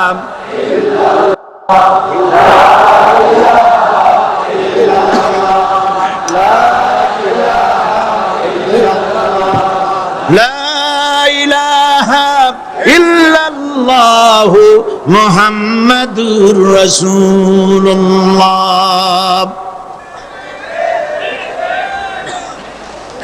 আল্লাহ পাক বলছেন, আমি আদম, আমি দাউদ এবং সুলাইমানকে জ্ঞান দান করেছি, ইব্রাহিমকে জ্ঞান দান করেছি।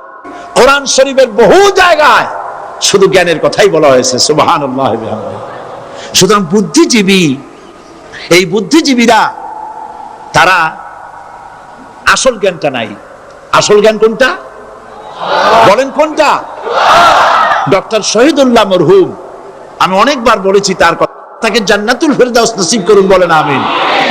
ডক্টর শহীদুল্লাহ মরহুম বলতেন তার লোকদেরকে যে তোমরা বিদেশ থেকে অনেক ডিগ্রি নামের আগে আনতে পারো, তোমরা পণ্ডিত, একথা আমি স্বীকার করি, কিন্তু কোরআন শরীফের জ্ঞান যদি না থাকে তাহলে পণ্ডিতের আগে আর একটা শব্দ বসবে, মূর্খ পণ্ডিত।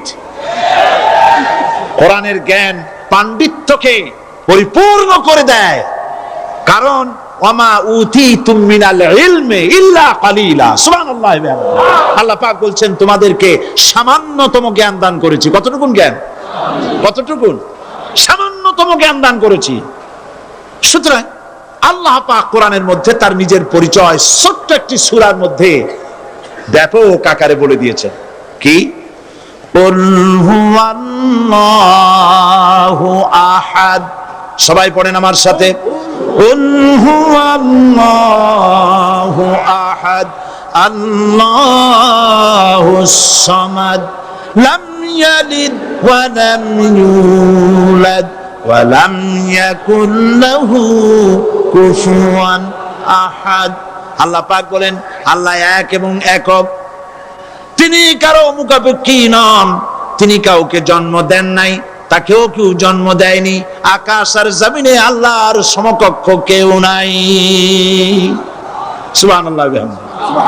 তাকে কেউ জন্ম দেয়নি, তিনিও কাউকে জন্ম দেননি। তিনি এক, তিনি ছিলেন, তিনি আছেন, তিনি থাকবেন, তার শুরুও নাই, তার শেষও নাই। সুবহানাল্লাহ। এই আল্লাহ রাব্বুল আলামিন তার পরিচয় আয়াতুল কুরসি সার্বভৌমত্বের পরিচয় দিয়েছে, আল্লাহর পরিচয় দিয়েছে। আল্লাহ তিনি খালিক। মানব সৃষ্টির এবং পৃথিবীর সৃষ্টির ইতিহাস ঘাটলে মানুষের যদি কিসমত ভালো থাকে তাহলে আল্লাহর সান্নিধ্য, আল্লাহর অস্তিত্ব সম্পর্কে জ্ঞান তাকে আল্লাহ পাক দান করে দেন। সুবহানাল্লাহ। পৃথিবীর সৃষ্টির ব্যাপারে বুদ্ধিজীবীরা কি বলছেন দেখুন। পৃথিবীর সৃষ্টির ব্যাপারে বিজ্ঞানীরা বলছেন যে এই পৃথিবী এরকম ছিল না, তো কি রকম ছিল? এইটা সূর্যের পাশ থেকে একটা উজ্জ্বল শক্তিশালী জ্যোতিষ্ক দারুণ ফোর্স নিয়ে যাচ্ছিল।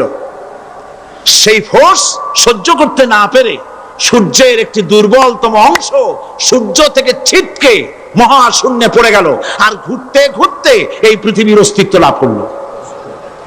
বিজ্ঞানের এই কথা যদি বিশ্বাস করতে হয় তাহলে আমাকে বলতে হয় এখন তো মানুষেরা আর পৃথিবীতে ধরছে না, ঠিক কিনা? কথা বলছেন না কেন?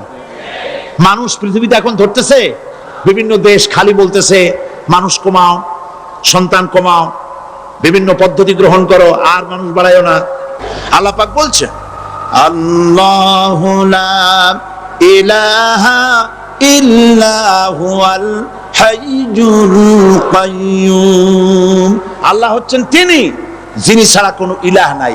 লা ইলাহা ইল্লাহু, তিনি ছাড়া কোনো ইলাহ নাই, সার্বভৌমত্বের মালিক কেউ নাই। এই যে লা ইলাহা, কোনো ইলাহ নাই, আমরা কালেমার মধ্যে এই কথাটা বলি। আমাদের কালেমায়ে তাইয়্যিবা আমরা কি উচ্চারণ করি? লা ইলাহা ইল্লাল্লাহু মুহাম্মাদুর রাসূলুল্লাহ। জোরে পড়েন লা ইলাহা ইল্লাল্লাহু, লা ইলাহা ইল্লাল্লাহু মুহাম্মাদুর রাসূলুল্লাহ। লা ইলাহা, কোনো ইলাহ নাই। এই দাওয়াত দিয়েছেন দুনিয়ার সমস্ত পয়গম্বর। এটা কি শুধু রাসূলুল্লাহর দাওয়াত ছিল? সমস্ত নবীদের স্লোগান ছিল একটা। সমস্ত নবীদের স্লোগান ছিল কয়টা? সবাই বলুন, কি সেই স্লোগান? লা ইলাহা ইল্লাল্লাহ। কোরআন শরীফের ভিতরে ইলাহ শব্দ 147 বার এসেছে।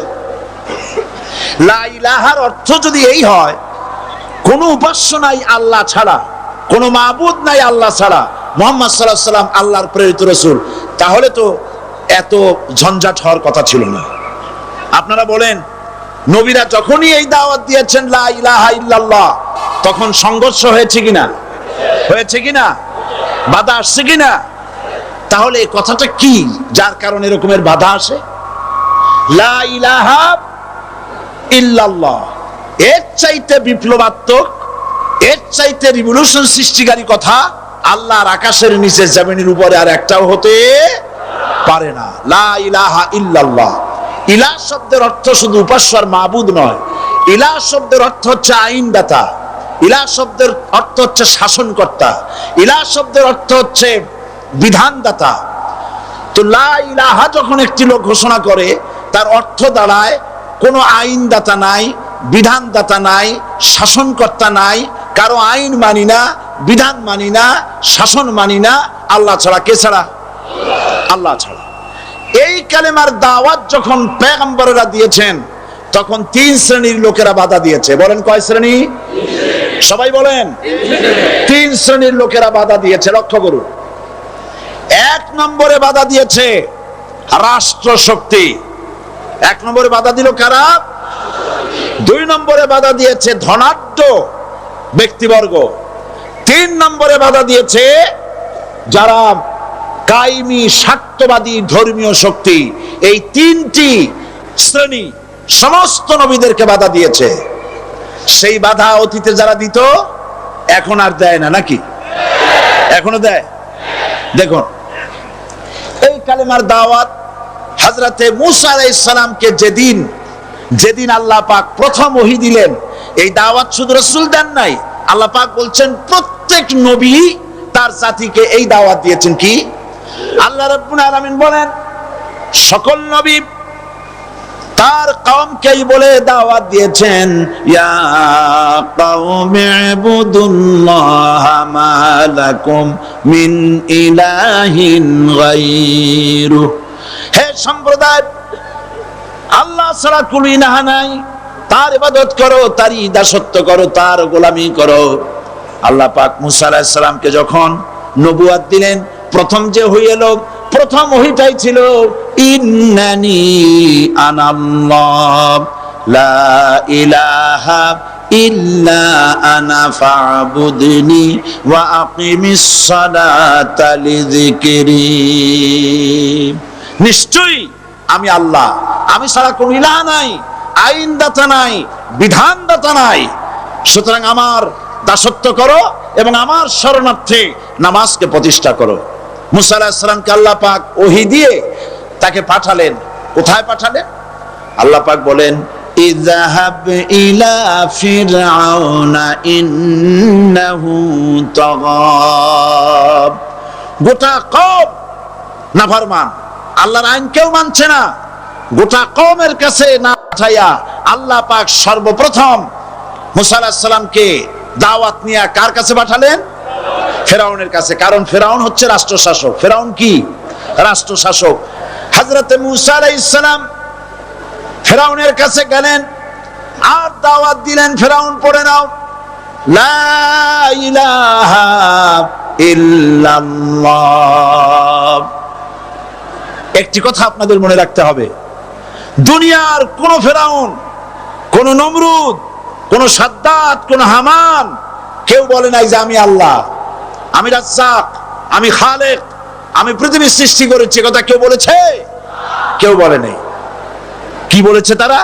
ফেরাউন বলেছে, মা আলিমতু লাকুম মিন ইলাহিন গায়রি, আমি তো জানি না আমি ছাড়া আরো কোনো ইলাহ আছে, এ কথা আমার জানা নাই, সুতরাং আমি হচ্ছি ইলাহ, আর তুমি বলছো লা ইলাহা। তার মানে হচ্ছে ওই সময় পয়গম্বরেরা, আল্লাহর নবীর সাহাবীরা, তারা জানতেন যে আমরা কিসের দাওয়াত দেই, আর যারা শুনতো তারাও বুঝতো কিসের দাওয়াত শুনতেছি। আজ আমার দেশে একই কালেমার দাওয়াত দেওয়া হয়, কিন্তু মানুষেরা বুঝতে পারে না কি শুনতেছি। ভাষা জানার ব্যাপারে, বোঝার ব্যাপারে হলো আসল বিষয়। এটা বুঝাতে গিয়ে আমি মাঝে মধ্যে একটা দৃষ্টান্ত দেই এভাবে। একজনের একটা রেশনের দোকান